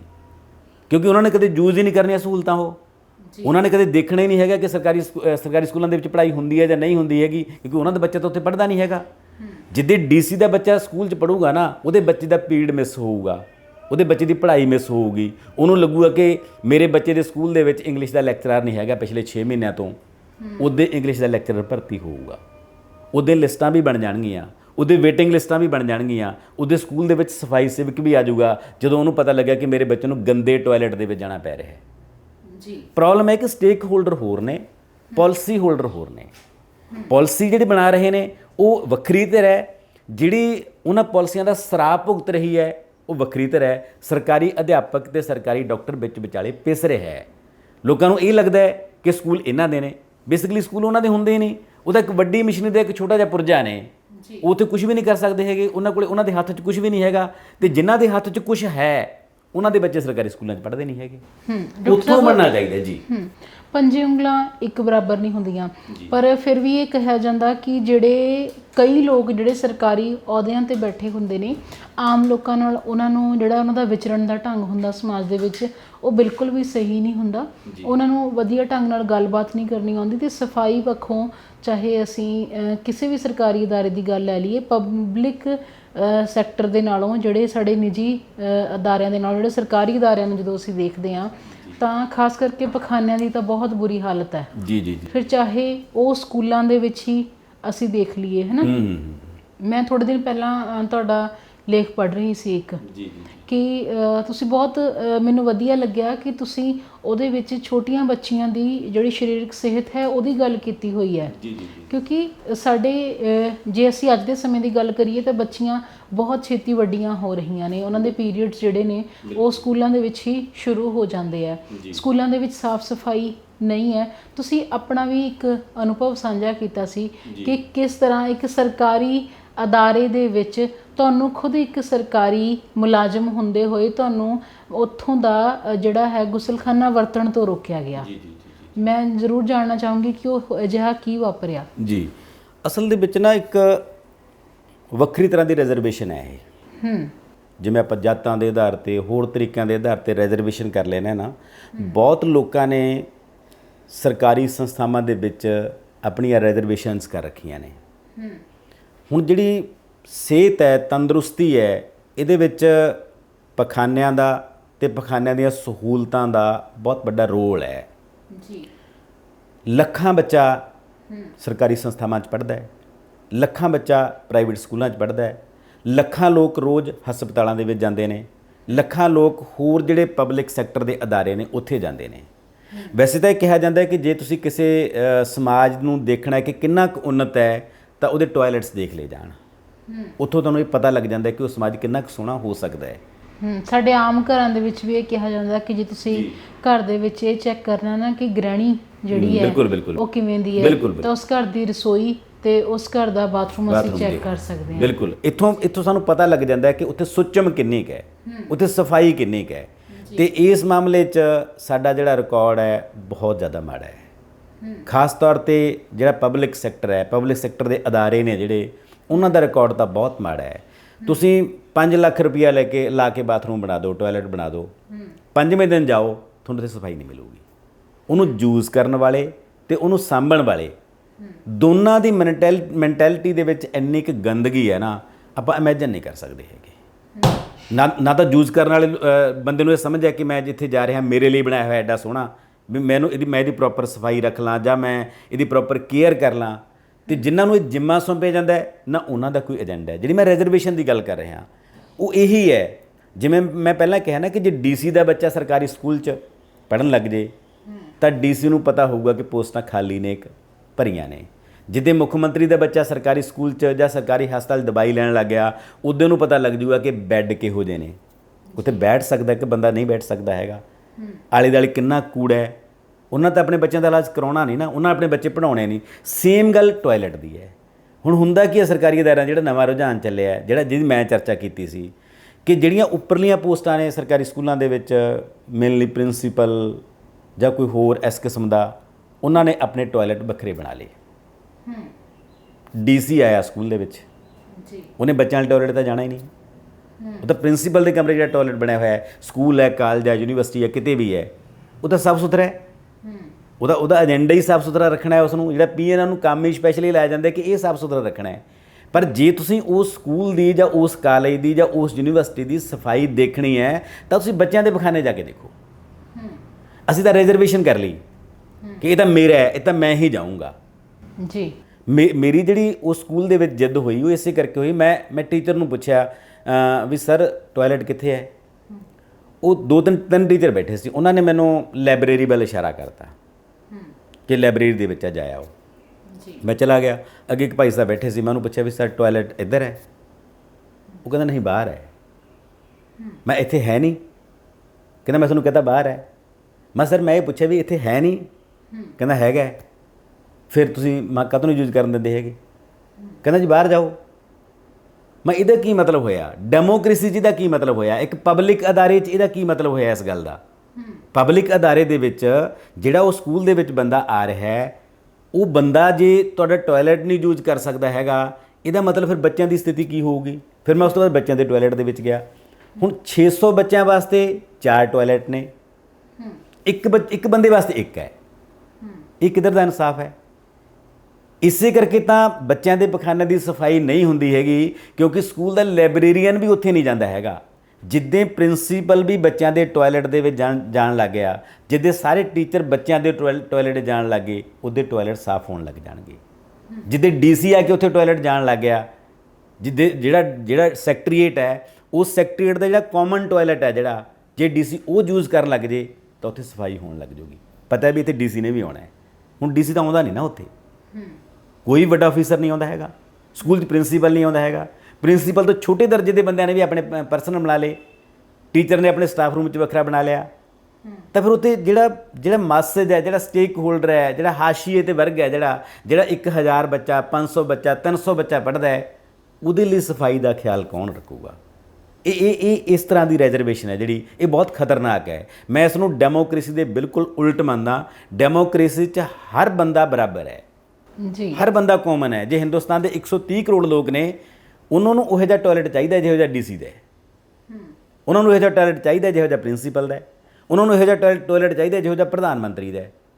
ਤੇ ਜਿੰਨੀ ਦੇਰ ਤੱਕ ਉਹਨਾਂ ਨੂੰ ਇਹੋ ਜਿਹੇ ਟਾਇਲਟ ਨਹੀਂ ਮਿਲਦੇ, ਉਨੀ ਦੇਰ ਤੱਕ ਪ੍ਰਧਾਨ ਮੰਤਰੀ ਨੂੰ ਵੀ ਕੋਈ ਰਾਈਟ ਨਹੀਂ ਹੈਗਾ ਕਿ ਉਹ ਆਪਣੇ ਇਕੱਲੇ ਲਈ ਵੱਖਰਾ ਟਾਇਲਟ ਬਣਾ ਲੇ। ਉਹ ਵੀ ਰੱਬ ਦਾ ਜੀ ਹੈ, ਉਹ ਵੀ 130 ਕਰੋੜ ਲੋਕਾਂ ਦਾ ਹਿੱਸਾ ਹੈ, ਉਹਨੂੰ ਲੋਕਾਂ ਨੇ ਬਾਦਸ਼ਾਹਤ ਦਿੱਤੀ ਹੈ।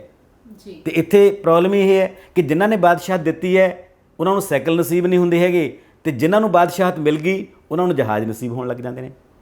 ਉਹਨਾਂ ਦੇ ਪਿੱਛੇ 500 ਬੰਦਾ ਸਿਕਿਉਰਿਟੀ ਵਾਲਾ ਹੁੰਦਾ ਹੈ, ਤੇ ਜਿਹੜਾ ਕਾਮਨ ਮੈਨ ਹੈ, ਜਿਹੜਾ ਉਹਨਾਂ ਨੂੰ ਬਾਦਸ਼ਾਹੀਆਂ ਬਖਸ਼ਦਾ ਹੈ, ਉਹਦੀ ਕੋਈ ਸਿਕਿਉਰਿਟੀ ਨਹੀਂ ਹੁੰਦੀ ਹੈਗੀ, ਉਹਦੇ ਲਈ ਕੋਈ ਟਾਇਲਟ ਨਹੀਂ ਹੈਗੇ, ਉਹਦੇ ਲਈ ਕੋਈ ਰੋਟੀ ਦਾ ਪ੍ਰਬੰਧ ਨਹੀਂ, ਉਹਦੇ ਲਈ ਕੋਈ ਰੁਜ਼ਗਾਰ ਦਾ ਪ੍ਰਬੰਧ ਨਹੀਂ ਹੈਗਾ, ਉਹਦੇ ਲਈ ਕੋਈ ਅੱਛੇ ਹਸਪਤਾਲਾਂ ਦਾ ਪ੍ਰਬੰਧ ਨਹੀਂ, ਉਹਦੇ ਲਈ ਅੱਛੇ ਸਕੂਲਾਂ ਦਾ ਪ੍ਰਬੰਧ ਨਹੀਂ ਹੈਗਾ। ਤੁਸੀਂ ਸਾਰੇ ਕਾਸੇ ਨੂੰ ਰੱਬ ਆਸਰੇ ਕਿਵੇਂ ਛੱਡ ਸਕਦੇ ਹੋ ਜੀ। ਤੇ ਅਸੀਂ ਸਾਰਾ ਸਿਸਟਮ ਰੱਬ ਆਸਰੇ ਛੱਡਤਾ।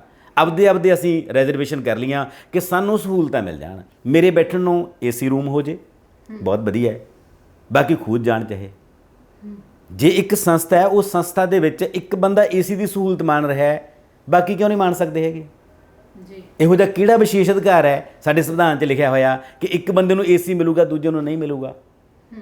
ਇਹ ਜਿਹੜਾ VIP ਕਲਚਰ ਹੈ, ਜਿਹੜਾ ਸਾਡੇ ਸਿਸਟਮ ਦੇ ਵਿੱਚ ਬਣ ਗਿਆ, ਜਿਹੜਾ ਇਹਨੂੰ ਆਪਾਂ ਕਹਦੇ ਕਿ ਨਾਨ ਡੈਮੋਕ੍ਰੈਟਿਕ ਸਿਸਟਮ ਹੈ ਸਾਰਾ, ਇਹ ਕਿਤੇ ਨਾ ਕਿਤੇ ਬਸਤੀਵਾਦ ਦੇ ਵਿੱਚੋਂ ਆਇਆ ਜੀ।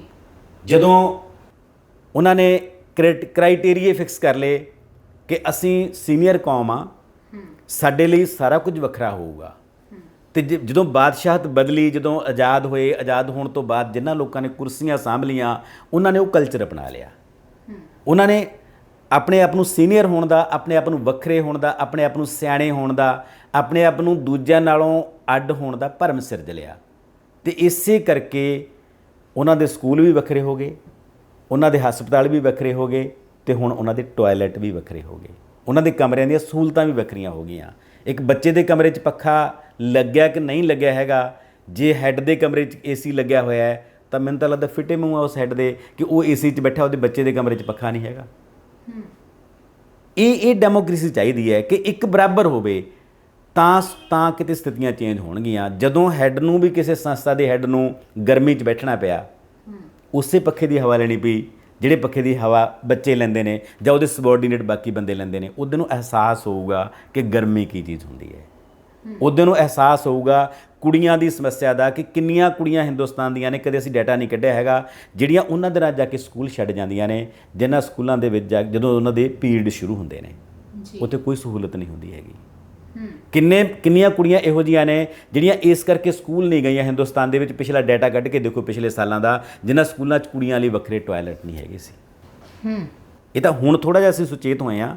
ਹੁਣ ਪਹਿਲਾਂ ਦੇ ਮੁਕਾਬਲੇ ਜਦੋਂ ਸਾਡੇ ਕੋਲ ਵਰਲਡ ਬੈਂਕ ਦਾ ਪੈਸਾ ਆਉਣ ਲੱਗ ਗਿਆ ਬਹੁਤ ਵੱਡੇ ਪੱਧਰ 'ਤੇ, ਹੁਣ ਸਾਡੇ ਸਰਕਾਰੀ ਅਦਾਰਿਆਂ ਦੀ ਥੋੜ੍ਹੀ ਜਿਹੀ ਹਾਲਤ ਪਹਿਲਾਂ ਦੇ ਮੁਕਾਬਲੇ ਚੇਂਜ ਹੋਈ ਹੈ। ਅਦਰਵਾਈਜ਼ ਤਾਂ ਹਜ਼ਾਰਾਂ ਲੱਖਾਂ ਕੁੜੀਆਂ ਇਸ ਮਸਲੇ ਕਰਕੇ ਸਕੂਲ ਕਾਲਜ ਛੱਡ ਜਾਂਦੀਆਂ ਸੀਗੀਆਂ ਕਿ ਉਹਨਾਂ ਲਈ ਵੱਖਰੇ ਟਾਇਲਟ ਨਹੀਂ ਹੈਗੇ, ਉਹਨਾਂ ਲਈ ਪੀਰੀਅਡਸ ਦੀ ਕੋਈ ਜਾਣਕਾਰੀ ਨਹੀਂ ਹੈਗੀ, ਉਹਨਾਂ ਨੂੰ ਕੁਝ ਸਮਝਾਉਣ ਵਾਲਾ ਨਹੀਂ ਹੈਗਾ। ਮਤਲਬ ਡਿਸਕ੍ਰਿਮੀਨੇਸ਼ਨ ਬਹੁਤ ਮਨਿਊਟਲੀ ਜੇ ਆਪਾਂ ਅਬਜ਼ਰਵ ਕਰੀਏ ਤਾਂ ਹਰ ਪੱਧਰ 'ਤੇ ਹੈ ਜੀ। ਹਰ ਪੱਧਰ 'ਤੇ ਜਿਹੜਾ ਕਾਮਨ ਮੈਨ ਹੈ ਉਹਦੀ ਕਿਤੇ ਪੁੱਛ ਗਿੱਛ ਨਹੀਂ ਹੈਗੀ। ਸੋ ਟੀਚਰ ਵੀ ਇੱਕ ਕਾਮਨ ਮੈਨ ਹੈ। ਟੀਚਰ ਨੂੰ ਸਾਨੂੰ ਲੱਗਦਾ ਹੁੰਦਾ ਹੈ ਕਿ ਟੀਚਰ ਕੋਲੇ ਬਹੁਤ ਸਾਰੀਆਂ ਪਾਵਰਾਂ ਨੇ। ਆਮ ਕਾਮਨ ਮੈਨ ਦੇ ਮਨ ਦੇ ਵਿੱਚ ਜਿਹੜਾ ਟੀਚਰ ਦਾ ਕਨਸੈਪਟ ਇਹ ਹੁੰਦਾ ਨਾ ਕਿ ਸਕੂਲ ਤੇ ਟੀਚਰ ਇਹ ਮਤਲਬ ਇੱਕ ਦੂਜੇ ਦਾ ਬਦਲ ਨੇ, ਵੀ ਟੀਚਰ ਹੀ ਸਕੂਲ ਹੁੰਦਾ ਤੇ ਸਕੂਲ ਹੀ ਟੀਚਰ ਹੁੰਦਾ, ਪਰ ਅਸਲ 'ਚ ਇਹ ਉਵੇਂ ਹੁੰਦਾ ਨਹੀਂ ਹੈਗਾ। ਟੀਚਰ ਬਹੁਤ ਛੋਟਾ ਜਿਹਾ ਪਾਰਟ ਹੈ ਉਸ ਸਿਸਟਮ ਦਾ। ਟੀਚਰ ਕੁਝ ਵੀ ਬਦਲਣ ਦੀ ਸਮਰੱਥਾ ਨਹੀਂ ਰੱਖਦਾ ਹੈਗਾ। ਟੀਚਰ ਨੂੰ ਤਾਂ ਹੁਣ ਕਲਾਸਰੂਮ ਦੇ ਵਿੱਚ ਵੀ ਐਂ ਬੰਨ੍ਹ ਦਿੱਤਾ ਗਿਆ, ਜਿਹੜੇ ਹੁਣ ਨਵੀਆਂ ਚੀਜ਼ਾਂ ਆ ਰਹੀਆਂ ਨੇ ਕਿ ਤੁਸੀਂ ਕਿਸੇ ਬੱਚੇ ਦਾ ਨਾਂ ਨਹੀਂ ਕੱਟਣਾ, ਕਿਸੇ ਬੱਚੇ ਨੂੰ ਕੋਈ ਸਜ਼ਾ ਨਹੀਂ ਦੇਣੀ ਹੈਗੀ, ਕਿਸੇ ਬੱਚੇ ਨੂੰ ਫੇਲ ਨਹੀਂ ਕਰਨਾ ਹੈਗਾ, ਇੰਨੇ ਨੰਬਰ ਇਹਨੂੰ ਦੇਣੇ ਨੇ, ਆਹ ਸਿਲੇਬਸ ਪੜ੍ਹਾਉਣਾ ਹੈ, ਪਹਿਲੇ ਦਿਨ ਆਹ ਪੜ੍ਹਾਉਣਾ, ਦੂਜੇ ਦਿਨ ਆਹ ਪੜ੍ਹਾਉਣਾ, ਤੀਜੇ ਦਿਨ ਆਹ ਪੜ੍ਹਾਉਣਾ, 10ਵੇਂ ਦਿਨ ਆਹ ਪੜ੍ਹਾਉਣਾ, 7ਵੇਂ ਦਿਨ ਟੈਸਟ ਲੈਣਾ ਹੈ। ਇਹਦਾ ਕੋਈ ਟੀਚਿੰਗ ਨਹੀਂ ਹੁੰਦੀ। ਟੀਚਿੰਗ ਇੱਕ ਸਾਈਕੋਲੋਜੀਕਲ ਵਰਤਾਰਾ ਹੈ ਜਿਹਦੇ ਵਿੱਚ ਜਿੰਨੀ ਦੇਰ ਤੱਕ ਟੀਚਰ ਤੇ ਬੱਚੇ ਇੱਕ ਫ੍ਰੀ এনवायरमेंट 'ਚ ਨਹੀਂ ਹੁੰਦੇ ਹੈਗੇ, ਉਹਨਾਂ ਦਾ ਡਾਇਰੈਕਟ ਕਮਿਊਨੀਕੇਸ਼ਨ ਨਹੀਂ ਹੁੰਦਾ ਹੈਗਾ, ਉਹਦੇ ਆਲੇ ਦੁਆਲੇ ਜਿਹੜਾ ਪਾਬੰਦੀਆਂ ਦਾ ਗਲਾਫ ਚੜਾਇਆ ਹੈ ਉਹ ਨਹੀਂ ਉਤਰਦਾ ਹੈਗਾ। ਟੀਚਰ ਨੂੰ ਜਿੰਨੀ ਦੇਰ ਤੱਕ ਅਸੀਂ ਬਾਕੀ ਕੰਮਾਂ ਤੋਂ ਆਜ਼ਾਦ ਨਹੀਂ ਕਰਦੇ ਹੈਗੇ, ਜੇ ਮੇਰੇ ਦਿਮਾਗ ਦੇ ਵਿੱਚ ਮਿਡ ਡੇ ਮੀਲ ਚੜਿਆ ਹੋਇਆ ਹੈ ਕਿ ਮੈਂ ਦੁਪਹਿਰ ਵੇਲੇ ਬੱਚਿਆਂ ਨੂੰ ਰੋਟੀ ਖਵਾਉਣੀ ਹੈ ਜਾਂ ਨਹੀਂ ਖਵਾਉਣੀ ਹੈਗੀ, ਸਬਜ਼ੀ ਬਣੀ ਹੈ ਕਿ ਨਹੀਂ ਬਣੀ ਹੈਗੀ, ਆਲੂ ਆ ਗਏ ਕਿ ਨਹੀਂ ਆ ਗਏ ਹੈਗੇ, ਗੰਢੇ ਮਿਲੇ ਨੇ ਕਿ ਨਹੀਂ ਮਿਲੇ ਹੈਗੇ, ਕੁੱਕ ਆਈ ਹੈ ਕਿ ਨਹੀਂ ਆਈ ਹੈਗੀ, ਮੈਂ ਕਲਾਸਰੂਮ ਟੀਚਿੰਗ ਕਿਵੇਂ ਕਰ ਲੂੰਗਾ? ਸੰਭਵ ਹੀ ਨਹੀਂ ਹੈਗਾ ਇਹ। ਕਿਸੇ ਵੀ ਪ੍ਰਾਈਵੇਟ ਅਦਾਰੇ ਦੇ ਵਿੱਚ ਕਿਸੇ ਟੀਚਰ ਕੋਲ ਮਿਡ ਡੇ ਮੀਲ ਦਾ ਬੋਝ ਨਹੀਂ ਹੁੰਦਾ ਹੈਗਾ। ਉਹਨਾਂ ਕੋਲ ਬੋਝ ਕੰਮ ਦਾ ਹੋ ਸਕਦਾ ਪ੍ਰਾਈਵੇਟ ਸਕੂਲ ਦੇ ਵਿੱਚ, ਇਹ ਨਹੀਂ ਕਹਿੰਦੇ ਕਿ ਟੀਚਰਾਂ ਕੋਲ ਬੋਝ ਨਹੀਂ ਹੁੰਦਾ ਹੈਗਾ, ਪਰ ਉਹ ਕੰਮ ਸਾਰਾ ਐਜੂਕੇਸ਼ਨਲ ਕੰਮ ਹੁੰਦਾ ਹੈ। ਉਹਨੇ ਬੱਚੇ ਦੇ ਟੈਸਟ ਲੈਣੇ ਹੁੰਦੇ ਨੇ, ਟੈਸਟਾਂ ਨੂੰ ਚੈੱਕ ਕਰਨਾ ਹੁੰਦਾ ਹੈ, ਬੱਚੇ ਦੇ ਮਾਪਿਆਂ ਨਾਲ ਗੱਲਬਾਤ ਕਰਨੀ ਹੁੰਦੀ ਹੈ, ਉਹ ਸਾਰਾ ਕੰਮ ਉਹਦੇ ਸਬਜੈਕਟ ਨਾਲ ਜੁੜਿਆ ਹੋਇਆ ਹੈ ਜੀ। ਪਰ ਜਿਹੜਾ ਐਕਸਟਰਾ ਬੋਝ ਆ ਉਹ ਨਹੀਂ ਉੱਤੇ ਹੈਗਾ। ਡਾਕਟਰ ਸਾਹਿਬ, ਜਦੋਂ ਸਿੱਖਿਆ ਦਾ ਵਪਾਰੀਕਰਨ ਹੋਇਆ, ਚਾਹੇ ਅਸੀਂ ਸਕੂਲਾਂ ਜਾਂ ਕਾਲਜਾਂ ਦੀ ਗੱਲ ਲਈਏ ਹੈ ਨਾ, ਕਿਉਂਕਿ ਮੈਂ ਖੁਦ ਵੀ ਅਧਿਆਪਨ ਦੇ ਕਿੱਤੇ ਨਾਲ ਸੰਬੰਧਿਤ ਰਹੀ ਹਾਂ, ਤਾਂ ਤੁਹਾਡੇ ਤੋਂ ਇੱਕ ਦਿਨ ਦਾ ਡੇ ਟੂ ਡੇ ਤੁਹਾਡਾ ਜਿਹੜਾ ਹੈ, ਜਿਵੇਂ ਅਸੀਂ ਕਹਿੰਦੇ ਕਿ ਲੈਸਨ ਪਲਾਨ ਤੁਸੀਂ ਭੇਜਦੇ ਹੋ ਕਿ ਅੱਜ ਜਿਹੜਾ ਹੈ ਇੱਕ ਟੌਪਿਕ ਤੁਸੀਂ ਦੱਸਦੇ ਹੋ ਕਿ ਅੱਜ ਬੱਚੇ ਨੂੰ ਇਸ ਕਲਾਸ ਦੇ ਵਿੱਚ ਇੰਨੇ ਤੋਂ ਇੰਨੇ ਇਹ ਪੜ੍ਹਾਇਆ ਜਾਵੇਗਾ। ਤੁਸੀਂ 6 ਮਹੀਨਿਆਂ ਦੇ ਇਕੱਠੇ ਲੈਸਨ ਪਲਾਨ ਜਮ੍ਹਾਂ ਕਰਵਾਉਂਦੇ ਹੋ, ਉਹ ਸੰਭਵ ਹੀ ਨਹੀਂ ਹੈਗਾ ਕਿਉਂਕਿ ਕਿਸੇ ਦਿਨ ਅਧਿਆਪਕ ਛੁੱਟੀ 'ਤੇ ਹੋ ਸਕਦਾ, ਕਿਸੇ ਦਿਨ ਤੁਹਾਡੀ ਸਿਹਤ ਠੀਕ ਨਾ ਹੋਵੇ, ਜਾਂ ਕਈ ਵਾਰ ਬੱਚੇ ਕਹਿ ਦਿੰਦੇ ਆ ਕਿ ਅੱਜ ਅਸੀਂ ਇਸ ਵਿਸ਼ੇ 'ਤੇ ਗੱਲ ਹੀ ਨਹੀਂ ਕਰਨੀ। ਇਹ ਜਿਹੜਾ ਹੈ, ਇਹਨਾਂ ਚੀਜ਼ਾਂ ਵੱਲ ਵੀ ਸਾਨੂੰ ਧਿਆਨ ਦੇਣ ਦੀ ਜ਼ਰੂਰਤ ਹੈ। ਪਰ ਜਿਵੇਂ ਤੁਸੀਂ ਆਪਣੇ ਸਰਕਾਰੀ ਅਦਾਰਿਆਂ ਦੇ ਵਿੱਚ ਕੰਮ ਕਰ ਰਹੇ ਅਧਿਆਪਕਾਂ ਦੀਆਂ ਸਮੱਸਿਆਵਾਂ ਦੱਸੀਆਂ, ਤਾਂ ਹਲੇ ਵੀ ਹੋਰ ਕਿਹੜੇ ਕੰਮ ਨੇ ਜਿਹੜੇ ਸਰਕਾਰੀ ਅਧਿਆਪਕਾਂ ਤੋਂ ਲਏ ਜਾਂਦੇ ਨੇ ਅਧਿਆਪਨ ਤੋਂ ਬਿਨਾਂ? ਜੀ, ਬਹੁਤ ਲੰਬੀ ਲਿਸਟ ਹੈ ਇਸ ਮਾਮਲੇ 'ਚ। ਬੇਸ਼ੱਕ ਕਹਿਣ ਨੂੰ ਸਾਡੀਆਂ ਸਰਕਾਰਾਂ ਦੇ ਏਜੰਡੇ, ਸਰਕਾਰਾਂ ਬਹੁਤ ਸਾਰਾ ਢਿੰਡੋਰਾ ਪਿੱਟਦੀਆਂ ਨੇ ਕਿ ਅਸੀਂ ਬਹੁਤ ਸਾਰੀਆਂ ਤਬਦੀਲੀਆਂ ਲਿਆ ਰਹੇ ਹਾਂ, ਪਰ ਮੈਨੂੰ ਲੱਗਦਾ ਕਿ ਪਿਛਲੇ ਸਮਿਆਂ ਦੇ ਵਿੱਚ ਜਿੰਨੀਆਂ ਪਾਲਿਸੀਜ਼ ਬਣੀਆਂ ਨੇ ਸਕੂਲਾਂ ਨੂੰ ਚਲਾਉਣ ਵਾਸਤੇ, ਉਹ ਟੀਚਰ ਓਰੀਐਂਟਡ ਪਾਲਿਸੀਆਂ ਨਹੀਂ ਹੈਗੀਆਂ, ਉਹ ਟੀਚਰ ਤੇ ਸਟੂਡੈਂਟ ਓਰੀਐਂਟਡ ਪਾਲਿਸੀਆਂ ਵੀ ਨਹੀਂ ਹੈਗੀਆਂ। ਬਹੁਤ ਕੁਝ ਕਾਗਜ਼ਾਂ 'ਚ ਹੋ ਗਿਆ, ਬਹੁਤ ਕੁਝ ਡੇਟਾ ਓਰੀਐਂਟਡ ਹੋ ਗਿਆ। ਟੀਚਰ ਤੇ ਸਕੂਲ ਨੂੰ ਇੱਕ ਮਸ਼ੀਨ ਵਾਂਗੂ ਟਰੀਟ ਕੀਤਾ ਜਾਣ ਲੱਗ ਪਿਆ। ਡਾਟਾ ਫੀਡ ਕੀਤਾ ਜਾਂਦਾ ਹੈ, ਡਾਟੇ ਦਾ ਐਨਾਲਿਸਿਸ ਕੀਤਾ ਜਾਂਦਾ ਹੈ, ਪਰ ਰੀਅਲ ਲੈਵਲ 'ਤੇ ਕੁਛ ਨਹੀਂ ਹੋ ਰਿਹਾ ਹੈਗਾ ਉਸ ਰੂਪ ਦੇ ਵਿੱਚ। ਹੁਣ ਅਸੀਂ ਉਮੀਦ ਕਰ ਸਕਦੇ ਹਾਂ ਕਿ ਸਰਕਾਰ ਕਰਦੀ ਹੈ ਜਾਂ ਨਹੀਂ ਕਰਦੀ ਹੈਗੀ, ਅਜੇ ਤਾਂ ਇਹ ਚਲੋ ਦੇਖਣਾ ਬਾਕੀ ਹੈ। ਪਰ ਹੁਣ ਤੱਕ ਦੀਆਂ ਸਥਿਤੀਆਂ ਜਿਹੜੀਆਂ ਇਹ ਨੇ ਕਿ ਜਿਹੜੇ ਗੈਰ ਵਿਦਿਅਕ ਕੰਮ ਨੇ ਅਧਿਆਪਕਾਂ ਤੋਂ, ਉਹ ਸਕੂਲ ਦੇ ਵਿੱਚ ਹੀ ਸ਼ੁਰੂ ਹੋ ਜਾਂਦੇ ਨੇ। ਦੋ ਤਰ੍ਹਾਂ ਦੇ ਗੈਰ ਵਿਦਿਅਕ ਕੰਮ ਨੇ, ਇੱਕ ਸਕੂਲ ਤੋਂ ਬਾਹਰ ਹੋਣ ਵਾਲੇ, ਇੱਕ ਸਕੂਲ ਦੇ ਵਿੱਚ ਹੋਣ ਵਾਲੇ। ਮਸਲਨ ਮੈਂ ਮਿਡ ਡੇ ਮੀਲ ਦੀ ਗੱਲ ਕੀਤੀ ਹੈ ਨਾ, ਮਿਡ ਡੇ ਮੀਲ ਅਧਿਆਪਕ ਦਾ ਕੰਮ ਕਦੇ ਵੀ ਨਹੀਂ ਹੋ ਸਕਦਾ ਹੈਗਾ। ਤੁਸੀਂ ਮਿਡ ਡੇ ਮੀਲ ਮੈਨੇਜਰ ਦੀ ਪੋਸਟ ਦਿਓ ਸਕੂਲ ਦੇ ਵਿੱਚ, ਸਕੂਲ ਦੇ ਵਿੱਚ ਕੰਸਟਰਕਸ਼ਨ ਕਰਨਾ ਹੈ, ਇਹ ਟੀਚਰ ਦਾ ਕੰਮ ਕਿਉਂ ਹੈ? ਟੀਚਰ ਉਹਦਾ ਰਿਕਾਰਡ ਕਿਉਂ ਮੇਨਟੇਨ ਕਰੇ? ਉਹਦੇ ਲਈ ਤੁਸੀਂ ਵੱਖਰਾ ਬੰਦਾ ਲਾਓ ਜੇ ਤੁਸੀਂ ਉਹ ਕੰਮ ਕਰਾਉਣਾ ਚਾਹੁੰਦੇ ਹੋ। ਟੀਚਰ ਨੂੰ ਤਾਂ ਇਹ ਹੈ ਕਿ ਉਹਦੇ ਕੋਲੇ ਬੱਚੇ ਨੇ, ਉਹਦੇ ਕੋਲੇ ਕਲਾਸ ਹੈ, ਉਹਨੂੰ ਤੁਸੀਂ ਇੱਕ ਸਿਲੇਬਸ ਦਿੱਤਾ ਹੋਇਆ ਕਿ ਆਹ ਸਿਲੇਬਸ ਪੜ੍ਹਾਉਣਾ ਹੈ, ਅਤੇ ਤੁਸੀਂ ਉਹਨੂੰ ਆਜ਼ਾਦੀ ਦਿਓ ਕਿ 1 ਮਹੀਨਾ ਤੇਰੇ ਕੋਲੇ ਜਾਂ 3 ਮਹੀਨੇ ਨੇ ਤੇਰੇ ਕੋਲੇ, ਪਹਿਲੀ ਯੂਨਿਟ ਹੈ ਇਹ ਤੁਸੀਂ ਬਸ ਬੱਚਿਆਂ ਨੂੰ ਪੜ੍ਹਾਉਣਾ ਹੈ। ਉਹ ਟੀਚਰ ਫਿਰ ਆਪਣੀ ਮਰਜ਼ੀ ਨਾਲ ਪਲਾਨ ਕਰੇ ਕਿ ਮੈਂ ਕਿਵੇਂ ਪੜ੍ਹਾਉਣਾ ਹੈ, ਮੈਂ ਕਦੋਂ ਪੜ੍ਹਾਉਣਾ ਹੈ, ਮੈਂ ਕਿਹੜੇ ਮੈਥਡ ਨਾਲ ਪੜ੍ਹਾਉਣਾ ਹੈ, ਮੈਂ ਕਲਾਸ ਦੇ ਵਿੱਚ ਰਹਿ ਕੇ ਪੜ੍ਹਾਉਣਾ, ਮੈਂ ਜਾਂ ਬੱਚਿਆਂ ਨੂੰ ਬਾਹਰ ਲਿਜਾ ਕੇ ਪੜ੍ਹਾਉਣਾ ਹੈ। ਹੁਣ ਜਦੋਂ ਸਾਰਾ ਕੁਝ ਤੁਸੀਂ ਇੱਕ ਮਕੈਨੀਕਲ ਤਰੀਕੇ ਨਾਲ ਟੀਚਰ ਨੂੰ ਬੰਨ੍ਹ ਦਿੰਦੇ ਹੋ ਕਿ ਆਹ ਚੀਜ਼ ਇੰਨੀ ਕਰਨੀ ਹੈ, ਆਹ ਚੀਜ਼ ਇੰਨੀ ਕਰਨੀ ਹੈ, ਆਹ ਚੀਜ਼ ਇੰਨੀ ਕਰਨੀ ਹੈ, ਉਹਦੇ ਨਾਲ ਕਦੇ ਵੀ ਜਿਹੜੀ ਪੜ੍ਹਾਈ ਹੈ ਉਹ ਮੁਕੰਮਲ ਨਹੀਂ ਹੁੰਦੀ ਹੈਗੀ। ਸੋ ਸਕੂਲ ਦੇ ਅੰਦਰ ਇੱਕ ਤਾਂ ਗੈਰ ਵਿਦਿਅਕ ਕੰਮ ਨੇ ਜਿਹੜੇ ਟੀਚਰ ਨੂੰ ਨਪੀੜਦੇ ਨੇ ਰੋਜ਼। ਹੁਣ ਵਜ਼ੀਫਾ ਮੰਨ ਲਓ ਬੱਚਿਆਂ ਦਾ ਅਪਲਾਈ ਕਰਨਾ ਹੈ, ਹੁਣ ਟੀਚਰ ਦਾ ਕੰਮ ਥੋੜ੍ਹੀ ਹੈ ਵਜ਼ੀਫਾ ਅਪਲਾਈ ਕਰਨਾ, ਟੀਚਰ ਦਾ ਕੰਮ ਤਾਂ ਪੜ੍ਹਾਉਣਾ ਹੈ। ਉਸ ਤੋਂ ਬਾਅਦ ਫਿਰ ਜਿਹੜੇ ਬਾਹਰ ਦੇ ਕੰਮ ਨੇ, ਕੋਈ ਵੀ ਕੰਮ ਹੈ, ਮਤਲਬ ਇਲੈਕਸ਼ਨ ਆ ਗਏ ਤਾਂ ਟੀਚਰ ਲੱਗੂਗਾ, ਮਰਦਮਸ਼ੁਮਾਰੀ ਆ ਗਈ ਤਾਂ ਟੀਚਰ ਲੱਗੂਗਾ, ਕਰੋਨਾ ਆ ਗਿਆ ਤਾਂ ਟੀਚਰ ਲੱਗੂਗਾ, ਹੜ੍ਹ ਆ ਗਏ ਤਾਂ ਟੀਚਰ ਲੱਗੂਗਾ, ਵੋਟਾਂ ਦੀ ਸੁਧਾਈ ਕਰਨੀ ਹੈ ਤਾਂ ਟੀਚਰ ਲੱਗੂਗਾ। ਇਸ ਵੇਲੇ ਸੈਂਕੜੇ ਹਜ਼ਾਰਾਂ ਟੀਚਰ ਨੇ ਜਿਹੜੇ BLO ਦਾ ਕੰਮ ਕਰ ਰਹੇ ਨੇ। ਮੈਂ ਟੀਚਰ ਹਾਂ, ਮੈਂ ਇਹ ਸੋਚ ਕੇ ਜੌਬ ਲਈ ਹੈ ਕਿ ਮੈਂ ਟੀਚ ਕਰਨਾ ਹੈ। ਮੈਨੂੰ BLO ਬਣਾਤਾ, ਮੈਨੂੰ ਕਹਿੰਦਾ ਕਿ ਤੁਸੀਂ ਸਕੂਲ ਟਾਈਮ ਤੋਂ ਬਾਅਦ ਇਹ ਕੰਮ ਕਰੋਗੇ ਜੀ। ਤੁਸੀਂ ਮੇਰੀ ਜੌਬ 'ਚ ਤਾਂ ਕਿਤੇ ਨਹੀਂ ਲਿਖਿਆ ਹੈਗਾ ਨਾ ਵੀ ਤੁਹਾਨੂੰ BLO ਦਾ ਕੰਮ ਵੀ ਕਰਨਾ ਪਊਗਾ। ਹੁਣ ਮੈਂ 8 ਤੋਂ 2 ਮੇਰਾ ਕੰਮ ਹੈ, ਪੜ੍ਹਾ ਰਿਹਾ। 2 ਵਜੇ ਤੋਂ ਬਾਅਦ ਮੈਨੂੰ ਕਹੇ ਕਿ ਤੁਸੀਂ ਜਾ ਕੇ ਵੋਟਾਂ ਬਣਾਉਣੀਆਂ ਨੇ ਜੀ ਕਿਸੇ ਪਿੰਡ ਦੇ ਵਿੱਚ, ਤੁਹਾਨੂੰ ਕਹੋ ਜੀ ਐਤਵਾਰ ਨੂੰ ਤੁਸੀਂ ਉੱਥੇ ਜਾ ਕੇ ਬੈਠਣਾ ਹੈ। ਜੇ ਤਾਂ ਮੇਰੀ ਮਰਜ਼ੀ ਹੋਊਗੀ, ਤੁਸੀਂ ਮੈਨੂੰ ਕੋਈ ਐਕਸਟਰਾ ਪੈਸਾ ਦਿੰਦੇ ਹੋ, ਮੈਂ ਚਾਹੁੰਦਾ ਉਹ ਕਰਨਾ, ਮੈਂ ਕਰ ਲਾਂ। ਪਰ ਤੁਸੀਂ ਕਿਸੇ ਨੂੰ ਕੰਪਲਸਰੀ ਕਿਵੇਂ ਕਰ ਸਕਦੇ ਹੋ ਜਦੋਂ ਉਹਦੀ ਜੌਬ ਹੀ ਨਹੀਂ ਹੈਗੀ। ਇੱਕ ਟੀਚਰ ਹੈ, ਉਹ ਮਤਲਬ ਉਹਦੇ ਸਕੂਲ ਦੇ ਵਿੱਚ ਹੈੱਡ ਦੀ ਪੋਸਟ ਖਾਲੀ ਹੈ ਜੀ। ਉਹ ਹੈੱਡ 2 ਸਾਲ ਨਹੀਂ ਆਉਂਦਾ, ਸਾਲ ਨਹੀਂ ਆਉਂਦਾ, 6 ਮਹੀਨੇ ਨਹੀਂ ਆਉਂਦਾ, ਉਹ ਟੀਚਰ ਹੈੱਡ ਦਾ ਕੰਮ ਕਰ ਰਿਹਾ ਹੈ। ਇਹਦੇ ਨਾਲ ਜੀ ਟੀਚਰ ਹੈੱਡ ਦਾ ਕੰਮ ਕਰ ਰਿਹਾ, ਫਿਰ ਉਹਦੀ ਕਲਾਸ ਕਿੱਧਰ ਜਾਊਗੀ ਜੀ? ਇਹ ਵੀ ਤਾਂ ਗੈਰ ਵਿਦਿਅਕ ਕੰਮ ਹੀ ਹੈ ਨਾ, ਕਿ ਟੀਚਰ ਨੂੰ ਟੀਚਰ ਦਾ ਕੰਮ ਨਹੀਂ ਕਰਤਾ ਜਾਂਦਾ, ਉਹ ਨਾਲ ਹੈੱਡ ਦਾ ਕੰਮ ਕਰ ਰਿਹਾ ਹੈ। ਉਹਦੀ ਕੋਈ ਟ੍ਰੇਨਿੰਗ ਨਹੀਂ ਉਸ ਕਿਸਮ ਦੀ, ਉਹਨੂੰ ਕੋਈ ਐਕਸਟਰਾ ਪੈਸਾ ਨਹੀਂ ਮਿਲਦਾ ਹੈਗਾ ਉਹ ਹੈੱਡਸ਼ਿਪ ਦਾ ਕੰਮ ਕਰਨ ਦਾ। ਸੋ ਇਹ ਜਿੰਨੀਆਂ ਚੀਜ਼ਾਂ ਨੇ ਆਲੇ ਦੁਆਲੇ ਦੇ ਵਿੱਚ ਜੁੜੀਆਂ ਹੋਈਆਂ ਨੇ, ਜਿਹੜੀਆਂ ਉਹ ਇਲੈਕਸ਼ਨ ਦੇ ਕੰਮ ਨੇ, ਉਹ ਮਰਦਮਸ਼ੁਮਾਰੀਆਂ ਦੇ ਕੰਮ ਨੇ, ਉਹ BLO ਦਾ ਕੰਮ ਹੈ, ਉਹ ਕੋਈ ਕਰੋਨਾ ਆ ਗਿਆ ਜੀ ਉਹਦਾ ਕੰਮ ਹੈ, ਹੜ੍ਹ ਆ ਗਏ ਜੀ ਉਹਦਾ ਕੰਮ ਹੈ। ਇਹ ਸਾਰੀਆਂ ਚੀਜ਼ਾਂ ਡਾਈਵਰਟ ਕਰਦੀਆਂ ਨੇ ਟੀਚਰ ਨੂੰ ਤੋੜਦੀਆਂ ਨੇ। ਜਦੋਂ ਮਾਂ-ਬਾਪ ਸਕੂਲ ਦੇ ਵਿੱਚ ਆਉਂਦੇ ਨੇ ਤਾਂ ਟੀਚਰ ਕਿੱਥੇ ਗਿਆ ਹੋਇਆ ਜੀ? ਟੀਚਰ ਦਾ ਟ੍ਰੇਨਿੰਗ ਕੈਂਪ ਲੱਗਿਆ ਹੋਇਆ ਜੀ, ਟੀਚਰ BLO ਲੱਗਿਆ ਹੋਇਆ ਜੀ, ਟੀਚਰ ਮਿਡ ਡੇ ਮੀਲ ਦੇ ਕੰਮ ਕਰਨ ਗਿਆ ਹੈ ਜੀ, ਟੀਚਰ ਦੀ ਇਲੈਕਸ਼ਨ ਡਿਊਟੀ ਲੱਗੀ ਹੋਈ ਹੈ, ਟੀਚਰ ਦੀ ਮਰਦਮਸ਼ੁਮਾਰੀ ਡਿਊਟੀ ਲੱਗੀ ਹੋਈ ਹੈ। ਉੱਥੇ ਜੇ ਮੈਂ ਟੀਚਰ ਹਾਂ, ਮੈਂ ਆਪਣੇ ਬੱਚੇ ਨੂੰ ਫਿਰ ਉਸ ਸਕੂਲ 'ਚ ਕਾਹਤੋਂ ਲਾਊਂਗਾ ਜੀ?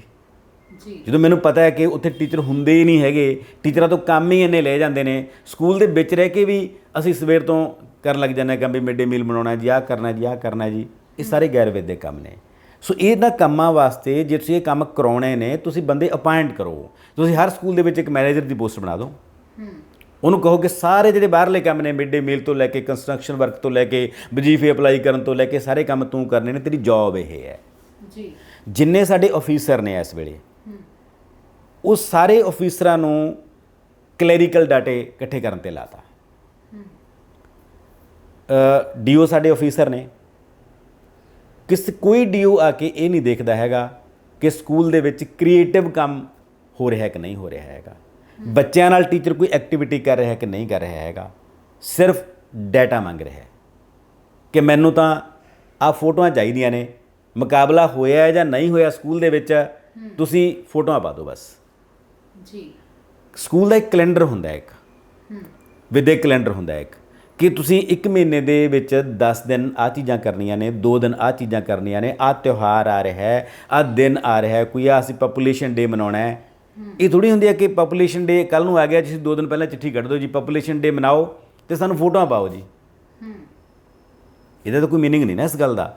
ਤੁਹਾਡਾ ਇੱਕ ਬਕਾਇਦਾ ਕੈਲੰਡਰ ਹੋਣਾ ਚਾਹੀਦਾ ਹੈ ਕਿ ਇਸ ਮਹੀਨੇ ਦੇ ਵਿੱਚ ਆਹ ਕੰਮ ਟੀਚਰ ਨੇ ਕਰਨੇ ਨੇ। ਉਹ ਪਹਿਲਾਂ ਪਲਾਨ ਕਰੇ। ਇੱਕ ਪਾਸੇ ਦੇ ਬੱਚਿਆਂ ਦੇ ਪੇਪਰ ਆ ਰਹੇ ਨੇ, ਇੱਕ ਪਾਸੇ ਮੁਕਾਬਲੇ ਆ ਰਹੇ ਨੇ, ਇੱਕ ਪਾਸੇ ਸਪੋਰਟਸ ਆ ਰਹੀਆਂ ਨੇ, ਇੱਕ ਪਾਸੇ ਬੱਚਿਆਂ ਦੇ ਐਗਜ਼ਾਮ ਆ ਰਹੇ ਨੇ। ਕੋਈ ਪਲੈਨਿੰਗ ਹੀ ਨਹੀਂ ਹੈਗੀ, ਕੋਈ ਦੇਖ ਹੀ ਨਹੀਂ ਰਿਹਾ ਇਸ ਗੱਲ ਨੂੰ, ਕਿਉਂਕਿ ਆਫੀਸਰ ਦਾ ਕੰਮ ਬਣਾ ਲਿਆ ਡਾਟਾ ਇਕੱਠਾ ਕਰਕੇ ਦੇਣਾ। ਪ੍ਰਿੰਸੀਪਲ ਸਕੂਲ ਦਾ ਡਾਟਾ ਕੰਪਾਈਲ ਕਰਕੇ ਹਾਇਰ ਅਥਾਰਟੀ ਨੂੰ ਭੇਜਦਾ, ਹਾਇਰ ਅਥਾਰਟੀ ਡਾਟਾ ਕੰਪਾਈਲ ਕਰਕੇ ਉੱਪਰ ਭੇਜ ਦਿੰਦੀ ਹੈ। ਬੱਚਿਆਂ ਨੂੰ ਇਹ ਕਹਿੰਦਾ ਕਿ ਕਿਸੇ ਬੱਚੇ ਦਾ ਨਾਂ ਨਹੀਂ ਕੱਟਣਾ ਅਤੇ ਕੋਈ ਬੱਚਾ ਫੇਲ ਨਹੀਂ ਕਰਨਾ ਹੈਗਾ। ਹੁਣ ਇਹਦੇ ਨਾਲ ਕੀ ਹੋਇਆ ਕਿ ਬੱਚਾ 15-15, 20-20 ਬੱਚੇ, 40-40 ਬੱਚੇ ਸਕੂਲ ਨਹੀਂ ਆਉਂਦੇ ਹੈਗੇ, ਘਰੇ ਬੈਠੇ ਹੁੰਦੇ ਨੇ, ਪਰ ਕਾਗਜ਼ਾਂ 'ਚ ਬੱਚੇ ਪੜ੍ਹ ਰਹੇ ਨੇ, ਕਾਗਜ਼ਾਂ 'ਚ ਬੱਚੇ ਦੇ ਇਮਤਿਹਾਨ ਵੀ ਹੋ ਜਾਂਦੇ ਨੇ ਜੀ, ਕਾਗਜ਼ਾਂ ਦੇ ਬੱਚਿਆਂ ਨੂੰ ਵਜ਼ੀਫਾ ਵੀ ਮਿਲ ਜਾਂਦਾ ਹੈ, ਕਾਗਜ਼ਾਂ ਦੇ ਬੱਚਿਆਂ ਨੂੰ ਮਿਡ ਡੇ ਮੀਲ ਵੀ ਮਿਲ ਜਾਂਦਾ ਹੈ। ਕਾਰਨ ਕੀ ਹੈ ਕਿ ਟੀਚਰ ਦੀ ਕਪੈਸਿਟੀ ਨਹੀਂ ਕਿ ਟੀਚਰ ਕਿਸੇ ਬੱਚੇ ਦਾ ਨਾਂ ਕੱਟ ਦੇ। ਹੁਣ ਮਤਲਬ ਸਰਕਾਰ ਇਹ ਚਾਹੁੰਦੀ ਹੈ ਕਿ ਅਸੀਂ 100% ਬੱਚਾ ਸਕੂਲ ਤੱਕ ਲੈ ਕੇ ਆਉਣਾ ਹੈ, ਪਰ ਉਹ ਕਾਗਜ਼ਾਂ 'ਚ ਤਾਂ ਨਾ ਹੋਵੇ ਨਾ। ਅਸੀਂ ਐਡਮਿਟ ਤਾਂ ਕਰੀਏ ਨਾ ਕਿ ਸਾਡੇ ਇੰਨੇ ਬੱਚੇ ਬਾਹਰ ਨੇ, ਅਸੀਂ ਕਾਗਜ਼ਾਂ 'ਚ ਲਿਆ ਕੇ ਕੀ ਸ਼ੋਅ ਕਰ ਰਹੇ ਹਾਂ? ਇੱਕ ਪਿੰਡ ਦੇ ਵਿੱਚ 10 ਬੱਚੇ ਸਕੂਲ ਨਹੀਂ ਆ ਰਹੇ, ਮੈਂ ਕਾਗਜ਼ਾਂ 'ਚ ਦਾਖਲ ਕਰ ਲਏ, ਇਹਦਾ ਮਤਲਬ ਸਰਕਾਰ ਸੈਟਿਸਫਾਈ ਹੈ, ਪ੍ਰਿੰਸੀਪਲ ਸੈਟਿਸਫਾਈ ਹੈ, ਕਾਗਜ਼ਾਂ ਦਾ ਢਿੱਡ ਭਰ ਗਿਆ ਕਿ ਸਾਰੇ ਬੱਚੇ ਸਕੂਲ 'ਚ ਆ ਗਏ, ਪਰ ਐਕਚੁਅਲੀ 10 ਬੱਚੇ ਬਾਹਰ ਬੈਠੇ ਨੇ। ਕਿਤੇ ਨਾ ਕਿਤੇ ਸਰਕਾਰੀ ਚਾਲ ਨਹੀਂ ਹੈਗੀ ਕਿ ਸਿੱਖਿਅਤ ਹੀ ਨਹੀਂ ਹੋਣਗੇ ਤਾਂ ਨੌਕਰੀਆਂ ਲਈ ਟੈਸਟ ਹੀ ਨਹੀਂ ਪਾਸ ਕਰਨਗੇ। ਬੇਸਿਕਲੀ ਇਹ ਮਸਲਾ ਨਾ ਬਹੁਤ ਵੱਡੇ ਲੈਵਲ ਤੇ ਗ੍ਰਾਂਟਸ ਨਾਲ ਜੁੜਿਆ ਹੈ ਮਸਲਾ। ਜਦੋਂ ਵਰਲਡ ਬੈਂਕ ਨੇ ਪਹਿਲੀ ਵਾਰ ਗ੍ਰਾਂਟਸ ਦੇਣੀਆਂ ਸ਼ੁਰੂ ਕੀਤੀਆਂ ਉਦੋਂ ਮਤਲਬ ਉਹਨਾਂ ਦੀ ਕੰਡੀਸ਼ਨਾਂ ਸੀਆਂ ਕਿ ਕਿਉਂਕਿ ਜਿਹੜਾ ਵਰਲਡ ਬੈਂਕ ਹੈ ਉਹ ਕਾਰਪੋਰੇਟ ਅਦਾਰਿਆਂ ਦਾ ਬੈਂਕ ਹੈ ਜੀ। ਕਾਰਪੋਰੇਟ ਅਦਾਰੇ ਨੇ 1991 ਤੋਂ ਬਾਅਦ ਇਹ ਪਾਲਿਸੀ ਬਣਾਈ ਕਿ ਅਸੀਂ ਕਸਟਮਰ ਪੈਦਾ ਕਰਨਾ ਹੈ, ਨਿਊ ਕਸਟਮਰ ਪੈਦਾ ਕਰਨਾ ਹੈ। ਉਹ ਕਸਟਮਰ ਪੈਦਾ ਕਰਨਾ ਹੈ ਜਿਹੜਾ ਮੋਬਾਈਲ ਖਰੀਦ ਕਰ ਸਕੇ, ਜਿਹੜਾ ਲੈਪਟਾਪ ਖਰੀਦ ਸਕੇ, ਜਿਹੜੀਆਂ ਨਵੀਆਂ ਡਿਵਾਈਸਿਸ ਯੂਜ਼ ਕਰ ਸਕੇ। ਉਹਦੇ ਵਾਸਤੇ ਉਹਨਾਂ ਨੂੰ ਲੋੜ ਸੀ ਪੜ੍ਹਿਆ ਲਿਖਿਆ ਕਸਟਮਰ ਪੈਦਾ ਕਰਨਾ। ਜੀ। ਤਾਂ ਉਹਨਾਂ ਨੇ ਵੱਡੇ ਪੱਧਰ ਤੇ ਪੂਰੀ ਦੁਨੀਆ ਦੇ ਵਿੱਚ ਖਾਸ ਤੌਰ ਤੇ ਥਰਡ ਵਰਲਡ ਨੂੰ ਅਰਬਾਂ ਖਰਬਾਂ ਰੁਪਏ ਦੀਆਂ ਗ੍ਰਾਂਟਾਂ ਦਿੱਤੀਆਂ ਕਿ ਤੁਸੀਂ ਹਰੇਕ ਬੱਚੇ ਨੂੰ 8ਵੀਂ ਤੱਕ ਪੜ੍ਹਾ ਦਿਓ। ਜਿਹੜਾ ਬੱਚਾ 8ਵੀਂ ਤੱਕ ਪੜ੍ਹ ਗਿਆ ਉਹ ਉਹਨਾਂ ਦਾ ਪੜ੍ਹਿਆ ਲਿਖਿਆ ਕਸਟਮਰ ਹੈ, ਉਹ ਬਾਜ਼ਾਰ ਨੂੰ ਡੀਲ ਕਰ ਸਕੂਗਾ। ਜਿਹੜਾ ਅਨਪੜ੍ਹ ਬੰਦਾ ਹੈ ਉਹ ਕਸਟਮਰ ਹੋ ਹੀ ਨਹੀਂ ਸਕਦਾ ਅੱਜ ਦੇ ਬਾਜ਼ਾਰ ਦਾ।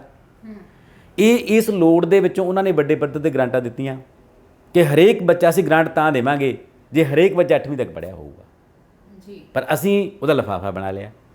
ਅਸੀਂ ਫਿਰ ਗ੍ਰਾਂਟਾਂ ਲੈਣੀਆਂ ਸੀ। ਅਸੀਂ ਕਹਿੰਦਾ ਕਿ ਕੋਈ ਬੱਚਾ ਫੇਲ ਨਹੀਂ ਕਰਨਾ, ਕਿਸੇ ਬੱਚੇ ਦਾ ਨਾਂ ਨਹੀਂ ਕੱਟਣਾ ਹੈਗਾ। ਬੱਚੇ ਐਕਚੁਅਲ 'ਚ ਹੈ ਨਹੀਂ ਪਰ ਕਾਗਜ਼ਾਂ 'ਚ ਬੱਚੇ ਹੈਗੇ ਨੇ ਉਹ। ਜੀ। ਹੁਣ ਇਹਦੇ ਨਾਲ ਧਰੋਹ ਕਿਹਦੇ ਨਾਲ ਹੋ ਰਿਹਾ ਹੈ? ਧਰੋਹ ਕਾਮਨ ਮੈਨ ਨਾਲ ਹੋ ਰਿਹਾ ਹੈ। ਜਿਹੜੀ ਚੀਜ਼ ਹੈ ਹੀ ਨਹੀਂ ਉਸ ਚੀਜ਼ ਨੂੰ ਅਸੀਂ 100% ਸ਼ੋਅ ਕਰ ਰਹੇ ਹਾਂ। ਜੀ। ਤੁਸੀਂ ਹੈਰਾਨ ਮੰਨੋਗੇ, ਕਰੋਨਾ ਦੇ ਵਿੱਚ ਆਪਾਂ ਸਾਰੇ ਮੰਨਦੇ ਕਿ ਪੜ੍ਹਾਈਆਂ ਨਹੀਂ ਹੋਈਆਂ ਹੈਗੀਆਂ, ਬੱਚੇ ਘਰਾਂ 'ਚ ਕੈਦ ਰਹੇ ਨੇ, ਸਕੂਲ ਬੰਦ ਰਹੇ ਨੇ। ਪਰ ਤੁਸੀਂ ਇਹ ਇਮੇਜਿਨ ਕਰ ਸਕਦੇ ਹੋ ਕਿ ਸਾਡੇ ਸਕੂਲਾਂ ਦੇ ਰਿਜ਼ਲਟ ਕਰੋਨਾ ਦੇ ਵਿੱਚ ਹੁਣ ਤੱਕ ਦੇ ਸਾਰੇ ਰਿਜ਼ਲਟਾਂ 'ਚੋਂ ਹਾਈਐਸਟ ਰਹੇ ਨੇ। ਜੀ। ਹੁਣ ਤੱਕ ਪੂਰੇ ਜ਼ਿੰਦਗੀ ਦਾ ਇਤਿਹਾਸ। ਅਸੀਂ ਆਪਣੇ ਆਲੇ ਦੁਆਲੇ ਵੀ ਦੇਖਿਆ ਕਿ ਜਿਹੜੇ ਬੱਚੇ ਕਦੇ ਪਾਸ ਹੋਣ ਦੀ ਸਥਿਤੀ ਦੇ ਵਿੱਚ ਨਹੀਂ ਸੀ, ਬਿਲਕੁਲ ਉਹਨਾਂ ਦੇ 80 90% ਨੰਬਰ 100%। ਤੁਸੀਂ ਪਿਛਲੇ ਸਾਲ ਦਾ 10ਵੀਂ ਦਾ ਰਿਜ਼ਲਟ ਚੱਕ ਕੇ ਦੇਖੋ। ਤੁਸੀਂ ਇਮੇਜਿਨ ਕਰ ਸਕਦੇ ਹੋ ਕਿ ਜੇ ਇੱਕ ਸਕੂਲ ਦੇ ਵਿੱਚ 40 ਬੱਚੇ ਨੇ, 40 ਦੇ ਵਿੱਚੋਂ 35 ਬੱਚਿਆਂ ਦੇ 100% ਨੰਬਰ ਆ ਜਾਣਗੇ। ਪਰ ਆਏ ਨੇ ਕਦੋਂ ਆਏ ਨੇ?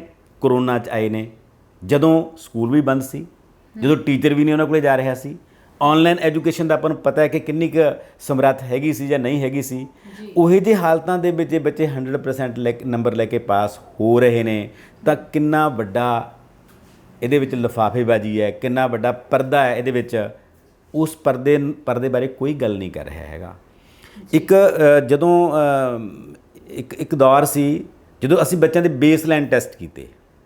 ਅੱਜ ਤੋਂ ਲਗਭਗ ਇਹ 8-9 ਸਾਲ ਪਹਿਲਾਂ ਦੀ ਗੱਲ ਹੈ, ਜਦੋਂ ਪੜ੍ਹੋ ਪੰਜਾਬ ਪ੍ਰੋਜੈਕਟ ਪਹਿਲੀ ਵਾਰ ਸ਼ੁਰੂ ਹੋਇਆ। ਪ੍ਰਾਇਮਰੀ ਸਕੂਲ ਦੇ ਵਿੱਚ ਬੇਸਲਾਈਨ ਟੈਸਟ ਹੋਏ। ਉਹਨਾਂ ਬੇਸਲਾਈਨ ਟੈਸਟ ਦੇ ਵਿੱਚ ਅਸੀਂ ਦੇਖਿਆ ਕਿ ਬੱਚਾ 5ਵੀਂ 'ਚ ਪੜ੍ਹਦਾ ਪਰ ਉਹਦਾ ਐਕਚੁਅਲ ਲੈਵਲ ਕੀ ਹੈ? ਉਹਦਾ ਐਕਚੁਅਲ ਲੈਵਲ ਸੀ ਦੂਜੀ ਕਲਾਸ ਦਾ। ਬੱਚਾ 5ਵੀਂ 'ਚ ਪੜ੍ਹ ਰਿਹਾ ਹੈ ਅਤੇ ਫਿਰ ਅਸੀਂ ਉਹਨੂੰ ਦੂਜੀ ਕਲਾਸ ਤੋਂ ਟ੍ਰੀਟਮੈਂਟ ਦੇਣਾ ਸ਼ੁਰੂ ਕੀਤਾ ਵੀ 2 ਮਹੀਨੇ ਦੂਜੀ ਕਲਾਸ ਦਾ ਟ੍ਰੀਟਮੈਂਟ ਦਿਓ, 3 ਮਹੀਨੇ ਤੀਜੀ ਦਾ ਦਿਓ। ਉਹਨੂੰ 5-7 ਮਹੀਨਿਆਂ ਦੇ ਵਿੱਚ 5ਵੀਂ ਦੇ ਲੈਵਲ ਤੱਕ ਕਰਕੇ ਉਹਨੂੰ 5ਵੀਂ 'ਚ ਲਿਜਾ ਕੇ ਛੱਡ ਦਿਓ।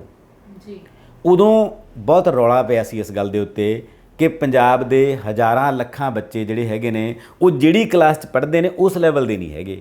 ਅਤੇ ਅੱਜ ਕੋਈ ਇੰਡੀਪੈਂਡੈਂਟ ਅਥਾਰਟੀ ਜੇ ਪੰਜਾਬ ਦਾ ਬੇਸਲਾਈਨ ਟੈਸਟ ਕਰਾ ਲੇ ਤਾਂ ਮੇਰੀ ਗਰੰਟੀ ਹੈ ਕਿ 12ਵੀਂ 'ਚ ਪੜ੍ਹਦੇ 80% ਬੱਚੇ 6ਵੀਂ ਦੇ ਲੈਵਲ ਨਹੀਂ ਹੋਣਗੇ।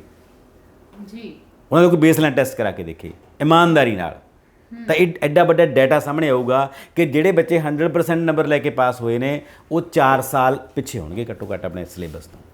ਉਹਨਾਂ ਨੂੰ ਪਤਾ ਹੀ ਨਹੀਂ ਹੈਗਾ ਸਿਲੇਬਸ ਦਾ। ਪਰ ਕਿਉਂਕਿ ਇਹ ਸਾਰਾ ਕੁਝ ਸਪੋਂਸਰਡ ਹੈ, ਇਹ ਸਾਰਾ ਕੁਝ ਉੱਪਰੋਂ ਥੱਲੇ ਨੂੰ ਆਉਂਦਾ ਹੈ। ਟੀਚਰ ਦੀ ਤਾਂ ਕੋਈ ਹੈਸੀਅਤ ਹੀ ਨਹੀਂ ਹੈਗੀ ਇਹਦੇ ਵਿੱਚ ਕਿ ਟੀਚਰ ਇਹਦੇ ਵਿੱਚ ਕੁਛ ਕਰ ਸਕੇ। ਟੀਚਰ ਨਾਂ ਨਹੀਂ ਕੱਟ ਸਕਦਾ, ਟੀਚਰ ਫੇਲ ਨਹੀਂ ਕਰ ਸਕਦਾ, ਟੀਚਰ ਘੱਟ ਨੰਬਰ ਨਹੀਂ ਲਾ ਸਕਦਾ ਹੈਗਾ। ਹਰ ਮਹੀਨੇ ਤੁਹਾਡੇ ਕੋਲ ਡਾਟਾ ਮੰਗ ਲਿਆ ਜਾਂਦਾ ਕਿ 60% ਤੋਂ ਉੱਪਰ ਕਿੰਨੇ ਨੇ ਜੀ, 50% ਤੋਂ ਉੱਪਰ ਕਿੰਨੇ ਨੇ ਜੀ। ਜੇ 50% ਤੋਂ ਥੱਲੇ ਬੱਚਾ ਕੋਈ ਸ਼ੋਅ ਹੋ ਗਿਆ ਤਾਂ ਟੀਚਰ ਨੂੰ ਸ਼ੋਅ ਕਾਜ਼ ਨੋਟਿਸ, ਟੀਚਰ ਦੀ ਪੁੱਛਗਿੱਛ। ਫਿਰ ਟੀਚਰ ਕਾਹਤੋਂ ਸ਼ੋਅ ਕਰੂਗਾ ਥੱਲੇ? ਟੀਚਰ ਨੇ ਸਿੱਖ ਲਿਆ ਸਾਰਾ ਕੁਛ, ਟੀਚਰ ਨੇ ਸਾਰੀਆਂ ਬੇਈਮਾਨੀਆਂ ਕਰਨੀਆਂ ਸਿੱਖ ਲਈਆਂ ਕਿਉਂਕਿ ਟੀਚਰ ਬੇਬਸ ਹੈ। ਟੀਚਰ ਦੀ ਕੁਛ ਸੁਣਦਾ ਨਹੀਂ ਹੈਗਾ। ਪ੍ਰਿੰਸੀਪਲ ਨੇ ਹਾਇਰ ਅਥਾਰਟੀ ਨੂੰ ਸੁਣਨਾ ਹੈ।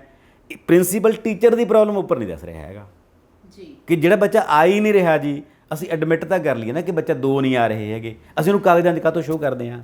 ਕਿਹਨੂੰ ਧੋਖਾ ਦੇ ਰਹੇ ਹਾਂ? ਅਸੀਂ ਆਪਣੇ ਆਪ ਨੂੰ ਧੋਖਾ ਦੇ ਰਹੇ ਹਾਂ, ਆਪਣੀ ਸੁਸਾਇਟੀ ਨੂੰ ਧੋਖਾ ਦੇ ਰਹੇ ਹਾਂ। ਅਸੀਂ ਐਡਮਿਟ ਕਰੀਏ ਕਿ ਪੰਜਾਬ ਦੇ 50,000 ਬੱਚੇ ਸਕੂਲਾਂ ਤੋਂ ਬਾਹਰ ਨੇ, ਅਸੀਂ ਐਡਮਿਟ ਕਰ ਲਿਆ। ਫਿਰ ਅਸੀਂ ਪਾਲਿਸੀਆਂ ਬਣਾਵਾਂਗੇ, ਫਿਰ ਅਸੀਂ ਉਹਨਾਂ ਨੂੰ ਲੈ ਕੇ ਆਵਾਂਗੇ। ਤੁਹਾਡੇ ਨਾਲ ਗੱਲ ਕਰਕੇ ਮੇਰਾ ਇੱਕ ਬਹੁਤ ਵੱਡਾ ਜਿਹੜਾ ਸਵਾਲ ਹੈ ਉਹਦਾ ਮੈਨੂੰ ਜਵਾਬ ਮਿਲਿਆ ਕਿਉਂਕਿ ਮੈਂ ਕਾਲਜ ਦੇ ਵਿੱਚ ਪੜ੍ਹਾਇਆ ਤਾਂ ਬੱਚਿਆਂ ਦੇ ਜਦੋਂ ਅਸੀਂ ਪੇਪਰ ਚੈੱਕ ਕਰਦੇ ਸੀ ਮੈਨੂੰ ਬੜੀ ਹੈਰਾਨੀ ਹੁੰਦੀ ਸੀ ਕਿ ਵਧੇਰੇ ਕਰਕੇ ਵਿਦਿਆਰਥੀ ਜਿਹੜੇ ਨੇ ਉਹ ਕਾਲਜਾਂ ਦੇ ਵਿੱਚ ਪਹੁੰਚ ਜਾਂਦੇ ਆ, ਪਰ ਨਾ ਉਹਨਾਂ ਨੂੰ ਪੰਜਾਬੀ ਲਿਖਣੀ ਆਉਂਦੀ, ਨਾ ਉਹਨਾਂ ਨੂੰ ਹਿੰਦੀ ਲਿਖਣੀ ਆਉਂਦੀ, ਅਤੇ ਅੰਗਰੇਜ਼ੀ ਦਾ ਤਾਂ ਅਸੀਂ ਵੈਸੇ ਹੀ ਕਹਿੰਦੇ ਹਾਂ ਕਿ ਵਿਦੇਸ਼ੀ ਭਾਸ਼ਾ ਹੈ, ਜਦਕਿ ਵਧੇਰੇ ਜ਼ੋਰ ਲਾਇਆ ਜਾਂਦਾ ਅੰਗਰੇਜ਼ੀ ਸਿੱਖਣ 'ਤੇ, ਪਰ ਉਹਨਾਂ ਨੂੰ ਤਿੰਨੋਂ ਭਾਸ਼ਾਵਾਂ ਨਹੀਂ ਆਉਂਦੀਆਂ ਬੱਚਿਆਂ ਨੂੰ। ਤਾਂ ਸਾਨੂੰ ਹੈਰਾਨੀ ਹੁੰਦੀ ਸੀ ਕਿ ਇਹ ਬੱਚੇ 12ਵੀਂ ਕਿਵੇਂ ਪਾਸ ਕਰਕੇ ਆਏ। ਬਿਲਕੁਲ ਬਿਲਕੁਲ। ਜਿਨ੍ਹਾਂ ਨੂੰ ਸਿਹਾਰੀਆਂ ਬਿਹਾਰੀਆਂ ਦੇ ਫਰਕ ਨਹੀਂ ਪਤਾ, ਜਿਨ੍ਹਾਂ ਬੱਚਿਆਂ ਨੂੰ ਮਾਤਰਾਵਾਂ ਦਾ ਵੀ ਨਹੀਂ ਪਤਾ ਪੰਜਾਬੀ ਦੇ ਵਿੱਚ ਜਾਂ ਕਿਸੇ ਵੀ ਭਾਸ਼ਾ ਦੀ ਅਸੀਂ ਗੱਲ ਸਿੱਧੀ ਜੀ ਗੱਲ ਹੈ। ਦੇਖੋ ਹਾਂ, ਪਹਿਲੀ ਤੋਂ ਲੈ ਕੇ 8ਵੀਂ ਤੱਕ ਕੋਈ ਬੱਚਾ ਫੇਲ ਨਹੀਂ ਕਰਨਾ। 8 ਸਾਲ ਨਾਨ ਸਟਾਪ ਬੱਚਾ ਉੱਪਰ ਆ ਰਿਹਾ ਹੈ। 9ਵੀਂ 10ਵੀਂ ਦੇ ਵਿੱਚ ਜਾ ਕੇ ਇਨਡਾਇਰੈਕਟ ਡਾਇਰੈਕਸ਼ਨਸ ਨੇ ਕਿ ਜਿਹੜੀਆਂ ਕੋਈ ਬੱਚਾ ਤੁਸੀਂ ਫੇਲ ਨਹੀਂ ਕਰਨਾ ਹੈਗਾ ਜੀ। ਉਦੋਂ ਬਾਅਦ ਬੱਚਾ ਐਂ 11ਵੀਂ 12ਵੀਂ ਨੂੰ ਕ੍ਰਾਸ ਕਰ ਜਾਂਦਾ ਹੈ, ਸਿੱਧਾ ਤੁਹਾਡੇ ਕਾਲਜ ਕੋਲੇ ਪਹੁੰਚ ਜਾਂਦਾ। ਇਹ ਨਾਨ ਸਟਾਪ ਪਹੁੰਚਦਾ ਬੱਚਾ, ਉਹਦੇ ਕਿਤੇ ਕੋਈ ਹਰਡਲ ਨਹੀਂ ਹੈਗੀ। ਸਾਰੀਆਂ ਹਰਡਲਸ ਕਲੀਅਰ ਕਰਨ 'ਤੇ ਲੱਗਿਆ ਹੋਇਆ ਸਾਡਾ ਮਹਿਕਮਾ ਕਿ ਸਾਰੀਆਂ ਹਰਡਲਸ ਕਲੀਅਰ ਕਰ ਦਿਓ, ਬੱਚੇ ਵਾਸਤੇ ਕੋਈ ਪਾਬੰਦੀ ਨਹੀਂ ਹੈਗੀ। ਈਵਨ ਪਹਿਲਾਂ ਇੰਨੀਆਂ ਫਲਾਈਂਗਸ ਆਉਂਦੀਆਂ ਹੁੰਦੀਆਂ ਸੀ ਪੇਪਰਾਂ ਦੇ ਵਿੱਚ, ਜਦੋਂ ਪੇਪਰ ਹੁੰਦੇ ਸੀ ਜੀ, ਕੋਈ ਫਲਾਈਂਗ ਨਹੀਂ, ਸਾਰੀਆਂ ਫਲਾਈਂਗਾਂ ਬੰਦ ਨੇ। ਇਹਦਾ ਮਤਲਬ ਤੁਸੀਂ ਇੱਕ ਨੋਇੰਗਲੀ ਕਿਹੋ ਜਿਹਾ ਮਾਹੌਲ ਕ੍ਰੀਏਟ ਕਰ ਰਹੇ ਹੋ ਜਿਹਦੇ ਵਿੱਚ ਬੱਚੇ ਆਈ ਜਾਣ ਅਤੇ ਕ੍ਰਾਸ ਕਰੀ ਜਾਣ। ਪਰ ਉਹ ਜਿਹੜੀ ਪੜ੍ਹੀ ਲਿਖੀ ਅਨਪੜ੍ਹ ਜਨਰੇਸ਼ਨ ਹੈ ਉਹ ਕਿੱਥੇ ਜਾਊਗੀ? ਉਹਨੂੰ ਉਹਦੇ ਰੁਜ਼ਗਾਰ ਦੇ ਮਸਲੇ ਕਿੱਥੇ ਹੱਲ ਹੋਣਗੇ? ਇੱਕ ਪਾਸੇ ਤਾਂ ਪੈਰਲਲ ਐਡੇ ਵੱਡੇ ਵੱਡੇ ਪ੍ਰਾਈਵੇਟ ਸਕੂਲ ਨੇ। ਇਹਦਾ ਮਤਲਬ ਭਵਿੱਖ ਦੇ IAS ਅਫਸਰ, ਭਵਿੱਖ ਦੇ DC, ਭਵਿੱਖ ਦੇ ਜੱਜ, ਭਵਿੱਖ ਦੇ ਇੰਜੀਨੀਅਰ ਸਾਰੇ ਪ੍ਰਾਈਵੇਟ ਸਕੂਲਾਂ 'ਚੋਂ ਨਿਕਲਣਗੇ। ਸਾਡੇ ਸਕੂਲਾਂ ਦੇ ਬੱਚੇ ਤਾਂ ਉਹ ਨੇ ਜਿਹੜੇ ਐਂ ਪਹਿਲੀ ਕਲਾਸ ਤੋਂ ਲੈ ਕੇ 12ਵੀਂ ਕਲਾਸ ਤੱਕ ਅਤੇ ਅੱਗੇ ਕਾਲਜਾਂ ਤੱਕ ਐਂ ਚਲੇ ਜਾਂਦੇ ਨੇ। ਉਹਨਾਂ ਦੇ ਵਿੱਚੋਂ 5% ਬੱਚੇ ਮਸਾਂ 10% ਇਹੋ ਜਿਹੇ ਨਿਕਲਦੇ ਨੇ, ਉਹ ਵੀ ਆਪਣੇ ਲੈਵਲ 'ਤੇ। ਡਾਕਟਰ ਸਾਹਿਬ, ਸਰਕਾਰਾਂ ਕੀ ਕਰਨਾ ਚਾਹੁੰਦੀਆਂ ਨੇ, ਹੈ ਨਾ? ਕਈ ਵਾਰ ਕਾਰਗੁਜ਼ਾਰੀ 'ਤੇ ਸੱਚਮੁੱਚ ਸਵਾਲ ਉੱਠਦਾ ਹੈ।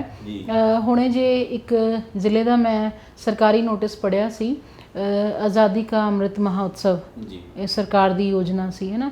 ਉਸ ਦੇ ਤਹਿਤ ਇੱਕ ਨੋਟਿਸ ਕਿਸੇ ਜ਼ਿਲ੍ਹੇ ਨੂੰ ਪੰਜਾਬ ਦੇ ਵਿੱਚ ਨਿਕਲਿਆ ਹੋਇਆ ਸੀ ਕਿ ਸਕੂਲਾਂ ਦੇ ਵਿੱਚ ਕਿਸੇ ਦੱਖਣ ਦੀ ਭਾਸ਼ਾ ਦਾ ਜਿਹੜਾ ਹੈ ਉਹਦੇ ਵਿੱਚ ਕੰਪੀਟੀਸ਼ਨ ਬੱਚਿਆਂ ਦੇ ਵਿੱਚ ਕਰਵਾਇਆ ਜਾਵੇ, ਅਤੇ ਉਹਦੇ ਜਿਹੜੀਆਂ ਨੇ, ਜਿਵੇਂ ਤੁਸੀਂ ਪਹਿਲਾਂ ਹੀ ਕਿਹਾ ਕਿ ਉਹਦੀਆਂ ਤਸਵੀਰਾਂ ਸਾਨੂੰ ਭੇਜੀਆਂ ਜਾਣ, ਅਤੇ ਉੱਥੋਂ ਦੇ ਅਧਿਆਪਕ ਖੁਦ ਭੰਬਲ ਭੂਸੇ ਦੇ ਵਿੱਚ ਸੀ ਕਿ ਉਹਨਾਂ ਨੂੰ ਨਹੀਂ ਆਉਂਦੀਆਂ ਦੱਖਣ ਦੀਆਂ ਭਾਸ਼ਾਵਾਂ, ਉਹ ਕਿੱਥੋਂ ਕਰਵਾ ਲੈਣਗੇ ਇਸ ਤਰ੍ਹਾਂ ਦੇ, ਹੈ ਨਾ? ਜਿਹੜੇ AC ਰੂਮਾਂ 'ਚ ਬਹਿ ਕੇ, ਜਿਵੇਂ ਆਪਾਂ ਕਹਿੰਦੇ ਨਾ, ਪਲੈਨਿੰਗਾਂ ਬਣਦੀਆਂ ਨੇ, ਜਿਹੜੀਆਂ ਪਲੈਨਿੰਗਾਂ ਗਰਾਊਂਡ ਲੈਵਲ ਤੋਂ ਟੁੱਟੀਆਂ ਹੁੰਦੀਆਂ ਨੇ, ਜਿੰਨੀ ਦੇਰ ਤੱਕ ਅਧਿਆਪਕ ਦੀ ਫੀਡਬੈਕ ਬਿਲਕੁਲ ਹਾਇਰ ਅਥਾਰਟੀ ਤੱਕ ਨਹੀਂ ਪਹੁੰਚਦੀ ਹੈਗੀ, ਡਾਇਰੈਕਟ ਫੀਡਬੈਕ ਉਦੋਂ ਤੱਕ ਨਹੀਂ ਜਾਂਦੀ, ਉਦੋਂ ਤੱਕ ਹਾਲਾਤ ਚੇਂਜ ਨਹੀਂ ਹੁੰਦੇ। ਅਧਿਆਪਕ ਦੇ ਮਸਲੇ ਹੋਰ ਨੇ, ਉਹਨਾਂ ਦੇ ਮਸਲੇ ਹੋਰ ਨੇ। ਉੱਪਰੋਂ ਸਾਰਾ ਕੁਝ ਐਂ ਬਣ ਕੇ ਥੱਲੇ ਨੂੰ ਆ ਜਾਂਦਾ ਹੈ ਅਤੇ ਕਿਤੇ ਵੀ ਕੋਈ ਸਵਾਲ ਨਹੀਂ ਖੜਾ ਕੀਤਾ ਜਾਂਦਾ। ਜਿਹੜੇ ਸਵਾਲ ਖੜਾ ਕਰਦੇ ਨੇ ਕੁਝ ਲੋਕ, ਉਹਨਾਂ ਨੂੰ ਦੁਸ਼ਮਣ ਮੰਨ ਲਿਆ ਜਾਂਦਾ। ਉਹਨਾਂ ਨੂੰ ਲੋੜ ਪੂਰੇ ਸਰਕਾਰੀ ਸਿਸਟਮ ਦੀ ਓਵਰਹੋਲਿੰਗ ਦੀ ਹੈ। ਸਿਰਫ ਪੰਜਾਬ ਦੇ ਵਿੱਚ ਹੀ ਹੈ ਕਿ ਚਾਹੇ ਨਿੱਜੀ ਵਿਦਿਅਕ ਅਦਾਰੇ ਨੇ, ਉਹਨਾਂ ਦੇ ਵਿੱਚ ਕਿ ਪੰਜਾਬੀ ਬੋਲਣ 'ਤੇ ਪਾਬੰਦੀ ਹੈ, ਅਤੇ ਹੁਣੇ ਜੇ ਸਰਕਾਰ ਨੇ ਇਹ ਕਹਿਤਾ ਕਿ ਸਰਕਾਰੀ ਸਕੂਲਾਂ ਦੇ ਵਿੱਚ ਵੀ ਪਹਿਲੀ ਜਮਾਤ ਤੋਂ ਅੰਗਰੇਜ਼ੀ ਪੜ੍ਹਾਈ ਜਾਏਗੀ। ਇਸ ਫੈਸਲੇ ਨੂੰ ਤੁਸੀਂ ਕਿਵੇਂ ਦੇਖਦੇ ਹੋ? ਕਿਉਂਕਿ ਇੱਕ ਪਾਸੇ ਕਿਹਾ ਜਾ ਰਿਹਾ ਹੈ ਕਿ ਮਾਂ ਬੋਲੀ ਖਤਮ ਹੋ ਰਹੀ ਹੈ। ਬਿਲਕੁਲ, ਅਸੀਂ ਬੇਸਿਕ ਚੀਜ਼ਾਂ ਤੋਂ ਬਿਲਕੁਲ ਉਲਟ ਜਾ ਰਹੇ ਹਾਂ। ਜਿੰਨੇ ਦੁਨੀਆ ਦੇ ਭਾਸ਼ਾ ਵਿਗਿਆਨੀ ਨੇ, ਜਿੰਨੇ ਦੁਨੀਆ ਦੇ ਸਮਾਜ ਸ਼ਾਸਤਰੀ ਨੇ, ਜਿੰਨੇ ਦੁਨੀਆ ਦੇ ਐਕਸਪਰਟ ਲੋਕ ਨੇ, ਉਹ ਸਾਰੇ ਇਹ ਰਿਕਮੈਂਡ ਕਰਦੇ ਨੇ ਕਿ ਬੱਚਾ ਚਾਹੇ ਪ੍ਰਾਈਵੇਟ ਸਕੂਲ 'ਚ ਹੈ, ਬੱਚਾ ਚਾਹੇ ਸਰਕਾਰੀ ਸਕੂਲ 'ਚ ਹੈ, ਉਹਦੀ ਐਜੂਕੇਸ਼ਨ ਦਾ ਮਾਧਿਅਮ ਉਹਦੀ ਮਾਂ ਬੋਲੀ ਹੋਣੀ ਚਾਹੀਦੀ ਹੈ। ਇੱਥੇ ਪ੍ਰਾਈਵੇਟ ਸਰਕਾਰੀ ਦਾ ਕੋਈ ਮਤਲਬ ਹੀ ਨਹੀਂ ਹੈਗਾ ਉੱਥੇ। ਪਰ ਇਹ ਬਦਕਿਸਮਤੀ ਰਹੀ, ਜਿਹੜੀ ਗੱਲ ਮੈਂ ਪਹਿਲਾਂ ਕੀਤੀ ਸੀ ਕਿ ਜਦੋਂ ਆਜ਼ਾਦ ਹੋਇਆ ਸਾਡਾ ਦੇਸ਼, ਤਾਂ ਅਸੀਂ ਇੱਕ ਜਿਹੜਾ ਸਟੇਟਸ ਮੰਨ ਲਿਆ, ਉਹ ਮੰਨ ਲਿਆ ਅੰਗਰੇਜ਼ ਸੱਭਿਅਤਾ ਨੂੰ। ਅਸੀਂ ਕਹਤਾ ਕਿ ਜੈਂਟਲਮੈਨ ਉਹ ਹੈ ਜਿਹਦੇ ਟਾਈ ਲੱਗੀ ਹੋਈ ਹੈ। ਸਾਡੇ ਕੁੜਤੇ ਚਾਦਰੇ ਵਾਲੇ ਬੰਦੇ, ਕੁੜਤੇ ਪਜਾਮੇ ਵਾਲੇ ਬੰਦੇ ਜੈਂਟਲਮੈਨ ਨਹੀਂ ਹੋ ਸਕਦੇ ਹੈਗੇ। ਇਸ ਕਰਕੇ ਟਾਈ ਕਲਚਰ ਸਟੇਟਸ ਦਾ ਸਿੰਬਲ ਬਣ ਗਿਆ, ਹੈ ਨਾ? ਫਿਰ ਲੱਸੀ ਸਟੇਟਸ ਦਾ ਸਿੰਬਲ ਨਹੀਂ ਬਣੀ, ਚਾਹ ਸਟੇਟਸ ਦਾ ਸਿੰਬਲ ਬਣ ਗਈ।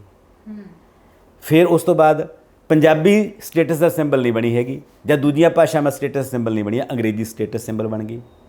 ਲੋਕਲ ਖੇਡਾਂ ਸਟੇਟਸ ਸਿੰਬਲ ਨਹੀਂ ਰਹੀਆਂ, ਕ੍ਰਿਕਟ ਸਟੇਟਸ ਸਿੰਬਲ ਬਣ ਗਈ। ਮਸਲਾ ਨਾ ਕ੍ਰਿਕਟ ਦਾ ਵਿਰੋਧ ਹੈ, ਨਾ ਅੰਗਰੇਜ਼ੀ ਦਾ ਵਿਰੋਧ ਹੈ, ਨਾ ਚਾਹ ਦਾ ਵਿਰੋਧ ਹੈ, ਨਾ ਟਾਈ ਦਾ ਵਿਰੋਧ ਹੈ। ਮਸਲਾ ਇਹ ਹੈ ਕਿ ਤੁਸੀਂ ਇੱਕ ਚੀਜ਼ ਨੂੰ ਏਜੰਡਾ ਬਣਾ ਕੇ ਚੱਲ ਰਹੇ ਹੋ। ਇੱਥੇ ਪ੍ਰੋਬਲਮ ਹੈ।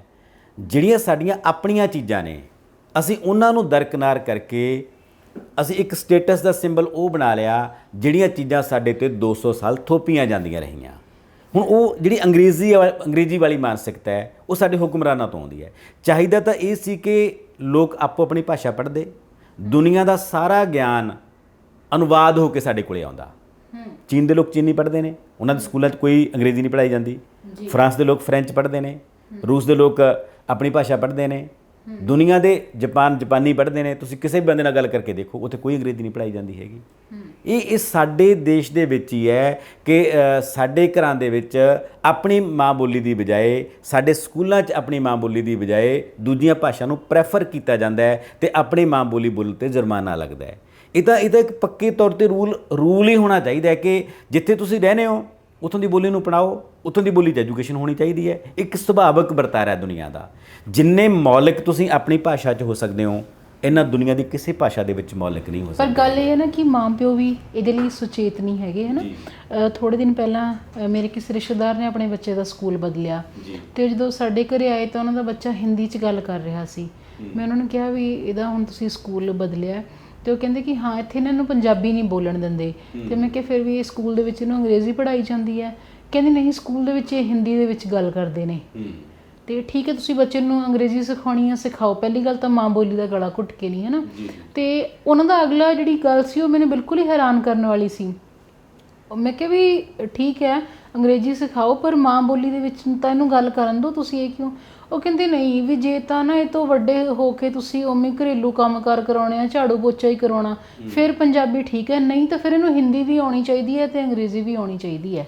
ਹੁਣ ਦੇਖੋ ਇਹਦੇ ਵਿੱਚ ਕੀ ਹੈ, ਨਾ ਤਾਂ ਸਾਨੂੰ ਹਿੰਦੀ 'ਤੇ ਕੋਈ ਇਤਰਾਜ਼ ਹੈ, ਨਾ ਸਾਨੂੰ ਅੰਗਰੇਜ਼ੀ 'ਤੇ ਕੋਈ ਇਤਰਾਜ਼ ਹੈ, ਨਾ ਸਾਨੂੰ ਫਰੈਂਚ ਸਿੱਖਣ 'ਤੇ ਇਤਰਾਜ਼ ਹੈ, ਨਾ ਸਾਨੂੰ ਤੇਲਗੂ ਸਿੱਖਣ 'ਤੇ ਇਤਰਾਜ਼ ਹੈ। ਪਰ ਅਸੀਂ ਭਾਸ਼ਾ ਨੂੰ ਸਟੇਟਸ ਨਾਲ ਜੋੜ ਲਿਆ। ਬਸ ਪ੍ਰੋਬਲਮ ਇੱਥੇ ਹੈ ਅਸਲ ਦੇ ਵਿੱਚ। ਅਸੀਂ ਆਪਣੀ ਭਾਸ਼ਾ ਦੇ ਵਿੱਚ ਐਜੂਕੇਸ਼ਨ ਪ੍ਰਾਪਤ ਕਰੀਏ, ਦੁਨੀਆ ਦੀਆਂ ਜਿੰਨੀ ਮਰਜ਼ੀ ਭਾਸ਼ਾਵਾਂ ਸਿੱਖੀਏ, ਹਰ ਬੋਲੀ ਸਿੱਖੋ ਜਿੰਨੀਆਂ ਸਿੱਖ ਸਕਦੇ ਹੋ, ਪਰ ਆਪਣੀ ਮਾਂ ਬੋਲੀ ਦੀ ਕੀਮਤ 'ਤੇ ਨਹੀਂ ਸਿੱਖ ਸਕਦੇ ਹੈਗੇ। ਕੋਈ ਬੰਦਾ ਮਾਸੀ ਨੂੰ ਪਿਆਰ ਕਰੇ, ਚਾਚੀ ਨੂੰ ਪਿਆਰ ਕਰੇ, ਤਾਈ ਨੂੰ ਪਿਆਰ ਕਰੇ, ਪਰ ਆਪਣੀ ਮਾਂ ਨੂੰ ਤਾਂ ਪਹਿਲਾਂ ਪਿਆਰ ਕਰੇ ਨਾ ਜੀ। ਮੇਰਾ ਇੱਕ ਸ਼ੇਅਰ ਸੀ, ਮੈਂ ਕਿਤੇ ਲਿਖਿਆ ਸੀ ਕਿ ਸਾਂਭੋ ਆਪਣੇ ਚੰਨ ਤੇ ਤਾਰੇ ਜੀ ਸਦਕੇ, ਮੇਰਾ ਸੂਰਜ ਮੇਰੇ ਕੋਲੇ ਰਹਿਣ ਦਿਓ, ਮਾਸੀਆਂ ਚਾਚੀਆਂ ਤਾਈਆਂ ਦਾ ਵੀ ਸਤਿਕਾਰ ਕਰੋ, ਆਪਣੀ ਮਾਂ ਨੂੰ ਮਾਂ ਤਾਂ ਪਹਿਲਾਂ ਕਹਿਣ ਦਿਓ ਜੀ। ਆਪਣੀ ਮਾਂ ਨੂੰ ਮਾਂ ਕਹਿਣ ਦਾ ਮਸਲਾ ਹੈ ਅਸਲ ਦੇ ਵਿੱਚ। ਹੋਰ ਬਾਕੀ ਜਿੰਨੀਆਂ ਦੁਨੀਆ ਦੀਆਂ ਭਾਸ਼ਾਵਾਂ ਨੇ ਸਿੱਖ ਲਓ, ਕਿਸੇ ਨੂੰ ਕੀ ਇਤਰਾਜ਼ ਹੈ। ਪਰ ਜੇ ਤੁਸੀਂ ਆਪਣੀ ਸਟੇਟ ਦੇ ਵਿੱਚ ਆਪਣੀ ਮਾਂ ਬੋਲੀ 'ਤੇ ਜੁਰਮਾਨੇ ਲਾਓਗੇ, ਉਸ ਨੂੰ ਡੀਗ੍ਰੇਡ ਕਰੋਗੇ, ਉਸ ਨੂੰ ਆਮ ਲੋਕਾਂ ਦੀਆਂ ਨਜ਼ਰਾਂ ਦੇ ਵਿੱਚ ਬੈਕਵਰਡ ਭਾਸ਼ਾ ਬਣਾ ਲਓਗੇ, ਫਿਰ ਬਾਬਾ ਨਾਨਕ ਕਿਹਦਾ ਸੀ? ਅੱਜ ਦੁਨੀਆ ਇਹ ਸਵੀਕਾਰ ਕਰਦੀ ਹੈ ਕਿ ਦੁਨੀਆ ਦੇ ਵਿੱਚ ਸਭ ਤੋਂ ਅਮੀਰ ਕਵਿਤਾ ਜਿਹੜੀ ਹੈਗੀ ਹੈ ਉਹ ਗੁਰੂ ਗ੍ਰੰਥ ਸਾਹਿਬ ਦੇ ਵਿੱਚ ਹੈ। ਉਹ ਵੀ ਤਾਂ ਪੰਜਾਬੀ ਹੈ। ਬਾਬਾ ਫਰੀਦ ਵੀ ਤਾਂ ਪੰਜਾਬੀ ਹੈ, ਵਾਰਿਸ ਸ਼ਾਹ ਵੀ ਤਾਂ ਪੰਜਾਬੀ ਹੈ। ਇਹਦਾ ਮਤਲਬ ਅਸੀਂ ਆਪਣੇ ਵਿਰਸੇ 'ਤੇ ਪ੍ਰਸ਼ਨ ਚਿੰਨ੍ਹ ਲਾ ਰਹੇ ਹਾਂ ਕਿ ਪੰਜਾਬੀ ਗਵਾਰਾਂ ਦੀ ਭਾਸ਼ਾ ਹੈ, ਪੰਜਾਬੀ ਬੋਲਣ ਦੇ ਵਿੱਚ ਕੋਈ ਸਟੇਟਸ ਨਹੀਂ ਹੈਗਾ ਇਹਦਾ ਮਤਲਬ ਜੀ। ਜਿਵੇਂ ਮਨਜੀਤ ਰਾਜਪੁਰਾ ਬਾਈ ਹੋਰੀ ਇੱਕ ਦਿਨ ਗੱਲ ਕਰ ਰਹੇ ਸੀ, ਉਹ ਕਹਿੰਦੇ ਕਿ ਮੈਨੂੰ ਉਹਨਾਂ ਦੇ ਕਿਸੇ ਜਾਣਕਾਰ ਨੇ ਕਿਹਾ ਕਿ ਉਹਨੇ ਕਹਿੰਦੇ ਸਟੋਰੀ ਪਾਈ ਹੋਈ ਸੀ ਆਪਣੀ ਸੋਸ਼ਲ ਮੀਡੀਆ 'ਤੇ, ਅਤੇ ਕਹਿੰਦਾ ਕਿ ਇਹ ਜੌਨ ਕੀਟਸ ਨੇ ਕਿੰਨੀ ਵਧੀਆ ਗੱਲ ਕਹੀ ਹੈ। ਅਤੇ ਕਹਿੰਦੇ ਮੈਂ ਕਿਹਾ ਤੂੰ ਕਦੇ ਸ਼ਿਵ ਨੂੰ ਪੜ੍ਹਿਆ ਨਹੀਂ? ਬਿਲਕੁਲ। ਇਹੀ ਪ੍ਰੋਬਲਮ ਹੈ ਨਾ। ਸਾਨੂੰ ਜਦੋਂ ਸਾਡੀ ਭਾਸ਼ਾ ਦੇ ਬੰਦੇ ਨੂੰ ਕੋਈ ਬਾਹਰ ਦਾ ਅਵਾਰਡ ਮਿਲ ਜਾਂਦਾ ਹੈ, ਉਦੋਂ ਸਾਨੂੰ ਲੱਗਦਾ ਹੈ ਕਿ ਸਾਡੀ ਭਾਸ਼ਾ 'ਚ ਕੋਈ ਵੱਡਾ ਬੰਦਾ ਹੈ। ਅਦਰਵਾਈਜ਼ ਤਾਂ ਅਸੀਂ ਆਪਣੀ ਭਾਸ਼ਾ ਨੂੰ ਪੜ੍ਹਦੇ ਹੀ ਨਹੀਂ ਹੈਗੇ, ਅਸੀਂ ਆਪਣੀ ਭਾਸ਼ਾ ਨੂੰ ਤਵੱਜੋ ਹੀ ਨਹੀਂ ਦਿੰਦੇ ਹੈਗੇ।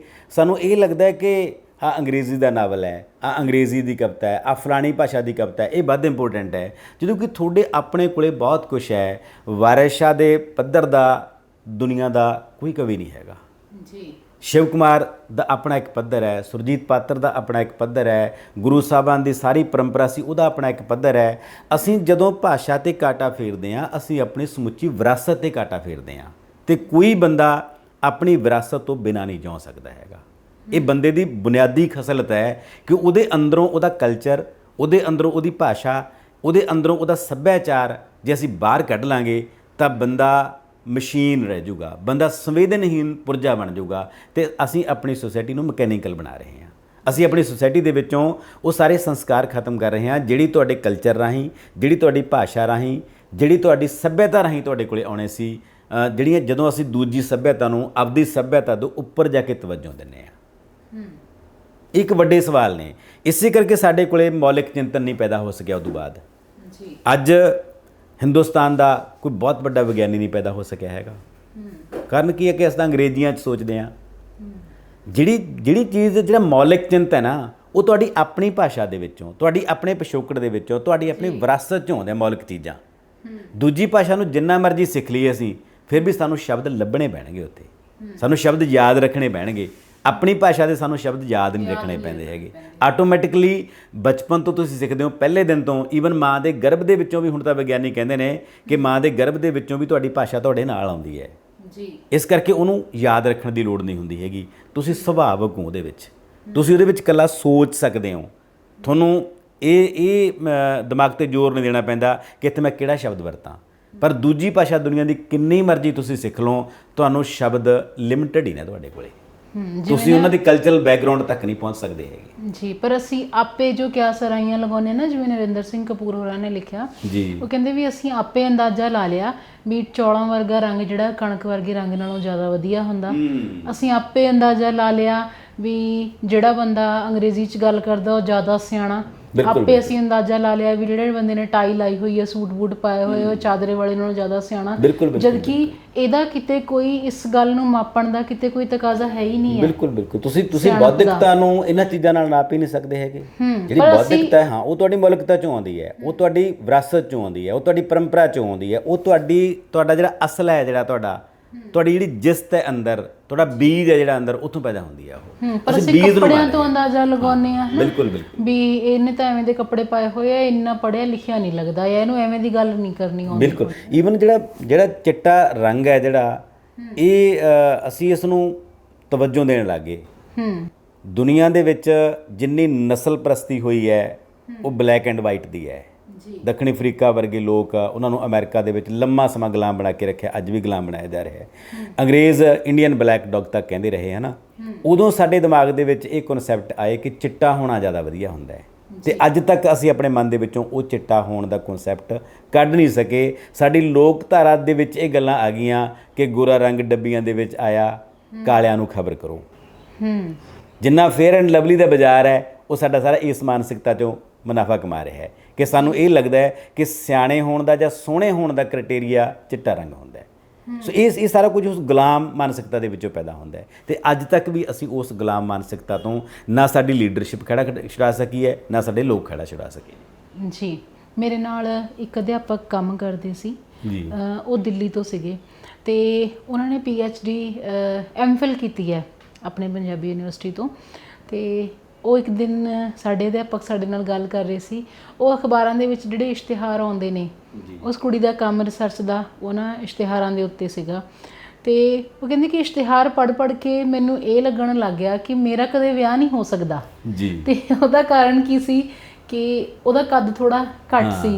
ਅਤੇ ਅਖਬਾਰਾਂ ਦੇ ਵਿੱਚ ਜੋ ਇਸ਼ਤਿਹਾਰ ਆਉਂਦੇ ਨੇ ਕਿ ਕੁੜੀ ਗੋਰੀ ਹੋਵੇ, ਪਤਲੀ ਹੋਵੇ, ਲੰਮੀ ਹੋਵੇ, ਅਤੇ ਉਹ ਕਹਿੰਦੀ ਮੈਨੂੰ ਇਹ ਲੱਗਣ ਲੱਗ ਗਿਆ ਵੀ ਇਸ ਹਿਸਾਬ ਨਾਲ ਮੈਂ ਤਾਂ ਇਹਦੇ ਜਿਹੜਾ ਇਹਨਾਂ ਨੇ ਇੱਕ ਜ਼ੋਨ ਦਿੱਤਾ ਹੈ, ਮੈਂ ਇਹਦੇ ਵਿੱਚ ਫਿੱਟ ਨਹੀਂ ਆਉਂਦੀ, ਅਤੇ ਮੇਰੇ 'ਚ ਤਾਂ ਬਹੁਤ ਸਾਰੀਆਂ ਕਮੀਆਂ ਨੇ। ਬਿਲਕੁਲ ਹੈ ਨਾ, ਕਿਉਂਕਿ ਅਸੀਂ ਆਪਣੇ ਆਪ ਨੂੰ ਇੱਕ ਬਨਾਵਟੀ ਦੁਨੀਆ ਦੇ ਵਿੱਚ ਲੈ ਗਏ। ਇਹ ਬਹੁਤ ਖਤਰਨਾਕ ਵਰਤਾਰਾ ਹੈ। ਜਦੋਂ ਮੈਂ ਤੁਹਾਨੂੰ ਇੱਕ ਐਗਜ਼ਾਮਪਲ ਦੱਸਦਾ ਇਹਦੀ, ਮਹੇਸ਼ ਭੱਟ ਦੀਆਂ 3 ਕੁੜੀਆਂ ਨੇ, ਪੂਜਾ ਭੱਟ, ਆਲੀਆ ਭੱਟ, ਤੀਜੀ ਨੂੰ ਜਿਹਨੂੰ ਅਸੀਂ ਨਹੀਂ ਜਾਣਦੇ, ਸ਼ਾਹੀਨ ਭੱਟ ਜੀ।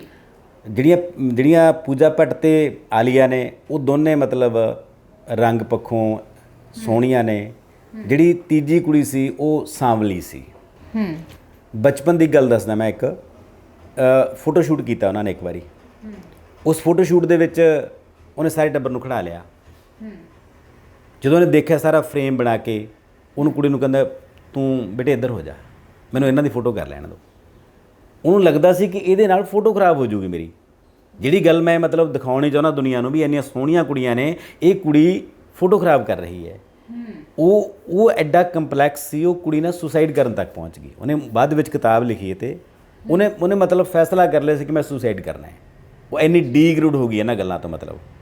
ਸੋ ਸਾਡੇ ਬੱਚਿਆਂ ਦੇ ਵਿੱਚ ਇਹ ਚੀਜ਼ਾਂ ਕਿਵੇਂ ਉਹਨਾਂ ਨੂੰ ਇਫੈਕਟ ਕਰਦੀਆਂ ਨੇ, ਹਾਈਟ, ਰੰਗ, ਨੈਣ ਨਕਸ਼, ਇਹ ਸਾਰੀਆਂ ਚੀਜ਼ਾਂ ਜਿਹੜੀਆਂ ਅਸੀਂ ਜਿਹੜੇ ਪੈਮਾਨੇ ਬਣਾ ਲਏ, ਇਹ ਪੈਮਾਨੇ ਬਹੁਤ ਟੌਰਚਰ ਕਰਦੇ ਨੇ ਬਹੁਤ ਸਾਰੇ ਲੋਕਾਂ ਨੂੰ, ਜਿਨ੍ਹਾਂ ਨੂੰ ਇਹ ਲੱਗਦਾ ਕਿ ਜਿਵੇਂ ਤੁਸੀਂ ਦੱਸਿਆ ਕਿ ਹਾਈਟ ਇੰਨੀ ਹੋਣੀ ਚਾਹੀਦੀ ਹੈ, ਰੰਗ ਇਹੋ ਜਿਹਾ ਹੋਣਾ ਚਾਹੀਦਾ ਹੈ, ਜਾਂ ਬਾਕੀ ਚੀਜ਼ਾਂ ਹੋਣੀਆਂ ਚਾਹੀਦੀਆਂ ਨੇ। ਇਹਨਾਂ ਦਾ ਮਨੋਵਿਗਿਆਨਕ ਤੌਰ 'ਤੇ ਕਿੰਨਾ ਅਸਰ ਪੈਂਦਾ ਸਾਡੀ ਸੋਸਾਇਟੀ 'ਤੇ, ਅਸੀਂ ਕਦੇ ਸੋਚਿਆ ਹੀ ਨਹੀਂ ਹੈਗਾ। ਅਸੀਂ ਬੱਚਿਆਂ ਨੂੰ ਖੁਦਕੁਸ਼ੀਆਂ ਕਰਨ ਤੱਕ ਮਜਬੂਰ ਕਰ ਦਿੰਦੇ ਹਾਂ। ਕਾਲੇ ਰੰਗ ਦੀ ਕੁੜੀ ਨੂੰ ਸਭ ਤੋਂ ਵੱਡਾ ਖਤਰਾ ਹੀ ਹੁੰਦਾ ਕਿ ਮੈਨੂੰ ਰਿਸ਼ਤਾ ਨਹੀਂ ਹੋਣਾ ਹੈਗਾ। ਘੱਟ ਹਾਈਟ ਵਾਲੀ ਕੁੜੀ ਨੂੰ ਸਭ ਤੋਂ ਵੱਧ ਖਤਰਾ ਇਹ ਹੁੰਦਾ ਕਿ ਮੇਰਾ ਰਿਸ਼ਤਾ ਨਹੀਂ ਹੋਣਾ ਹੈਗਾ। ਜਦੋਂ ਕਿਸੇ ਬੱਚੇ ਨੂੰ ਇਸ ਆਧਾਰ ਤੇ ਰਿਜੈਕਟ ਕਰਤਾ ਜਾਂਦਾ ਹੈ ਕਿ ਤੇਰਾ ਕੱਦ ਘੱਟ ਹੈ, ਤੇਰਾ ਰੰਗ ਛੋਟਾ ਹੈ, ਉਹਦੇ ਦਿਲ ਤੇ ਕੀ ਬੀਤਦੀ ਹੋਣੀ। ਜੀ ਸੋ ਇਹ ਬਹੁਤ ਵੱਡੇ ਮਸਲੇ ਨੇ ਅਸਲ ਡਾਕਟਰ ਸਾਹਿਬ, ਤੁਸੀਂ ਬਹੁਤ ਜਾਣਕਾਰੀ ਵਾਲੀਆਂ ਗੱਲਾਂ ਸਾਡੇ ਨਾਲ ਸਾਂਝੀਆਂ ਕੀਤੀਆਂ। ਅਖੀਰ ਦੇ ਵਿੱਚ ਮਾਪਿਆਂ ਨੂੰ ਜਾਂ ਸਰਕਾਰੀ ਤੰਤਰ ਨੂੰ ਕੀ ਕਹਿਣਾ ਚਾਹੋਗੇ? ਦੇਖੋ, ਜਿੱਥੋਂ ਗੱਲ ਆਪਾਂ ਸ਼ੁਰੂ ਕੀਤੀ ਸੀ ਮੈਂ ਉੱਥੇ ਹੀ ਆਉਣਾ ਚਾਹੁੰਦਾ ਕਿ ਸਰਕਾਰੀ ਅਦਾਰਿਆਂ ਦਾ ਕੋਈ ਬਦਲ ਨਹੀਂ ਹੈਗਾ। ਜੀ ਅਲਟੀਮੇਟਲੀ ਸਰਕਾਰੀ ਅਦਾਰੇ ਹੀ ਲੋਕਾਂ ਦੇ ਅਦਾਰੇ ਹੁੰਦੇ ਨੇ। ਪ੍ਰਾਈਵੇਟ ਹਸਪਤਾਲ ਹੈ, ਪ੍ਰਾਈਵੇਟ ਸਕੂਲ ਹੈ, ਉਦੋਂ ਤੱਕ ਰਹਿਣਗੇ ਜਦੋਂ ਤੱਕ ਮੁਨਾਫਾ ਹੁੰਦਾ ਹੈ। ਤੁਹਾਡੇ ਯਾਦ ਹੋਣਾ ਕਿ ਇੰਜੀਨੀਅਰਿੰਗ ਕਾਲਜ ਬਹੁਤ ਸਾਰੇ ਖੁੱਲ੍ਹੇ ਸੀ, ਬੂਮ ਸੀ ਕਿਸੇ ਦੌਰ ਦੇ ਵਿੱਚ। ਜੀ ਜਦੋਂ ਉਹਨਾਂ ਕੋਲ ਕਸਟਮਰ ਨਹੀਂ ਆਇਆ ਤਾਂ ਉਹਨਾਂ ਨੇ ਇੰਜੀਨੀਅਰਿੰਗ ਕਾਲਜਾਂ ਨੂੰ ਮੈਰਿਜ ਪੈਲੇਸ ਬਣਾਤਾ, ਕਿਉਂਕਿ ਉਹਨਾਂ ਨੂੰ ਤਾਂ ਇਕੱਲਾ ਮੁਨਾਫਾ ਚਾਹੀਦਾ ਸੀ। ਬੇਸਿਕਲੀ ਲੋਕਾਂ ਦੇ ਅਦਾਰੇ ਸਰਕਾਰੀ ਅਦਾਰੇ ਹੀ ਹੁੰਦੇ ਨੇ। ਸਰਕਾਰੀ ਅਦਾਰੇ ਜਿੰਨੇ ਸੋਹਣੇ ਹੋਣਗੇ, ਸਰਕਾਰੀ ਅਦਾਰਿਆਂ ਦੇ ਵਿੱਚ ਜਿੰਨੀਆਂ ਵੱਧ ਸਹੂਲਤਾਂ ਹੋਣਗੀਆਂ, ਲੋਕ ਉਨੇ ਹੀ ਖੁਸ਼ਹਾਲ ਹੋਣਗੇ। ਅਤੇ ਸਰਕਾਰਾਂ ਨੂੰ ਇਹ ਏਜੰਡੇ ਅਪਣਾਉਣੇ ਚਾਹੀਦੇ ਨੇ। ਸਰਕਾਰਾਂ ਨੂੰ ਸਿਹਤ ਤੇ ਐਜੂਕੇਸ਼ਨ ਦੇ ਮਾਮਲੇ 'ਚ ਇਹ ਨਹੀਂ ਮੰਨਣਾ ਚਾਹੀਦਾ ਕਿ ਸਾਡੇ ਤੇ ਬੋਝ ਨੇ। ਇਹ ਸਰਕਾਰਾਂ ਦਾ ਪ੍ਰਾਇਮਰੀ ਏਜੰਡਾ ਹੋਣਾ ਚਾਹੀਦਾ ਹੈ ਕਿ ਬਾਕੀ ਸਾਰੀਆਂ ਚੀਜ਼ਾਂ ਨੂੰ ਕੁਝ ਵੀ ਕਰ ਲੈਣ, ਪਰ ਹੈਲਥ ਤੇ ਐਜੂਕੇਸ਼ਨ ਨੂੰ ਪ੍ਰਾਇਰਟੀ ਦੇ ਆਧਾਰ ਤੇ ਸਰਕਾਰਾਂ ਲੈਣ। ਨਵੀਂ ਸਰਕਾਰ ਤੋਂ ਘੱਟੋ ਘੱਟ ਅਸੀਂ ਇਹ ਉਮੀਦਾਂ ਕਰ ਸਕਦੇ ਹਾਂ, ਕਿਉਂਕਿ ਇਹਨਾਂ ਨੇ ਇਲੈਕਸ਼ਨ ਹੀ ਇਸ ਆਧਾਰ ਤੇ ਲੜੀ ਸੀ ਕਿ ਅਸੀਂ ਹੈਲਥ ਤੇ ਐਜੂਕੇਸ਼ਨ ਦੇ ਏਜੰਡੇ ਤੇ ਕੰਮ ਕਰਾਂਗੇ। ਪਰ ਮੈਨੂੰ ਲੱਗਦਾ ਕਿ ਕੰਮ ਕਰਨਾ ਇੰਨਾ ਸੌਖਾ ਨਹੀਂ ਹੈਗਾ। ਬਹੁਤ ਕੁਝ ਓਵਰਹੋਲਿੰਗ ਦੀ ਜ਼ਰੂਰਤ ਹੈ। ਇੰਨਾ ਸਿਸਟਮ ਗਰਕਿਆ ਹੋਇਆ ਕਿ ਇਸ ਸਿਸਟਮ ਦੀਆਂ ਤੰਦਾਂ ਨੂੰ ਫੜਨ ਲਈ, ਇਸ ਸਿਸਟਮ ਦੀਆਂ ਤੰਦਾਂ ਨੂੰ ਸਮਝਣ ਲਈ ਹੇਠਲੇ ਪੱਧਰ ਤੇ ਜਾ ਕੇ ਵਰਕ ਕਰਨਾ ਪੈਣਾ ਹੈ। ਜੇ ਉੱਪਰਲੇ ਲੈਵਲ ਤੇ ਜਾ ਕੇ ਦਫ਼ਤਰਾਂ 'ਚ ਬਹਿ ਕੇ ਤੁਸੀਂ ਪਾਲਿਸੀਆਂ ਬਣਾਓਗੇ ਤਾਂ ਉਹੀ ਲੌਬੀ ਹੈ ਇੱਕ ਥੱਲੇ ਜਿਹੜੀ ਕੰਮ ਕਰਨ ਵਾਲੀ, ਜਿਹੜੀ ਪਹਿਲਾਂ ਵੀ ਕਰਦੀ ਸੀ।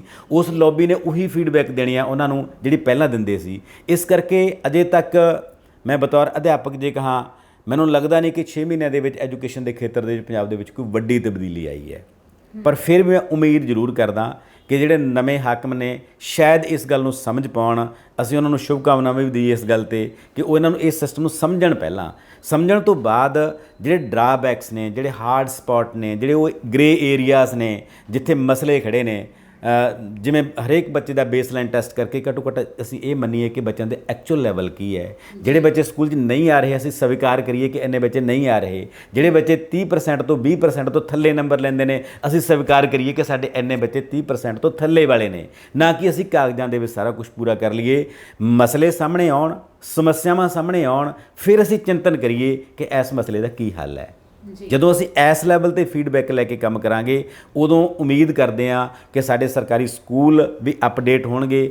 ਉਦੋਂ ਜਦੋਂ ਡੀਸੀ ਦਾ ਬੱਚਾ ਵੀ ਸਰਕਾਰੀ ਸਕੂਲ 'ਚ ਪੜ੍ਹਨ ਲੱਗ ਜੂਗਾ, ਜਦੋਂ ਮੁੱਖ ਮੰਤਰੀ ਦਾ ਬੱਚਾ ਵੀ ਸਰਕਾਰੀ ਸਕੂਲ 'ਚ ਪੜ੍ਹਨ ਲੱਗ ਜੂਗਾ, ਉਦੋਂ ਮੇਰਾ ਤੁਹਾਡੇ ਨਾਲ ਵਾਅਦਾ ਹੈ ਕਿ ਸਰਕਾਰੀ ਟੀਚਰ ਦਾ ਬੱਚਾ ਵੀ 101% ਸਰਕਾਰੀ ਸਕੂਲ 'ਚ ਪੜ੍ਹਨ ਲੱਗ ਜੂਗਾ। ਪਰ ਇਹ ਉਮੀਦ ਇਕੱਲੇ ਟੀਚਰ ਤੋਂ ਨਾ ਕੀਤੀ ਜਾਵੇ, ਕਿਉਂਕਿ ਟੀਚਰ ਸਕੂਲ ਦੇ ਵਿੱਚ ਟੀਚਰ ਹੁੰਦਾ ਹੈ ਅਤੇ ਘਰ ਦੇ ਵਿੱਚ ਉਹ ਬੱਚੇ ਦਾ ਮਾਪਾ ਹੁੰਦਾ ਹੈ।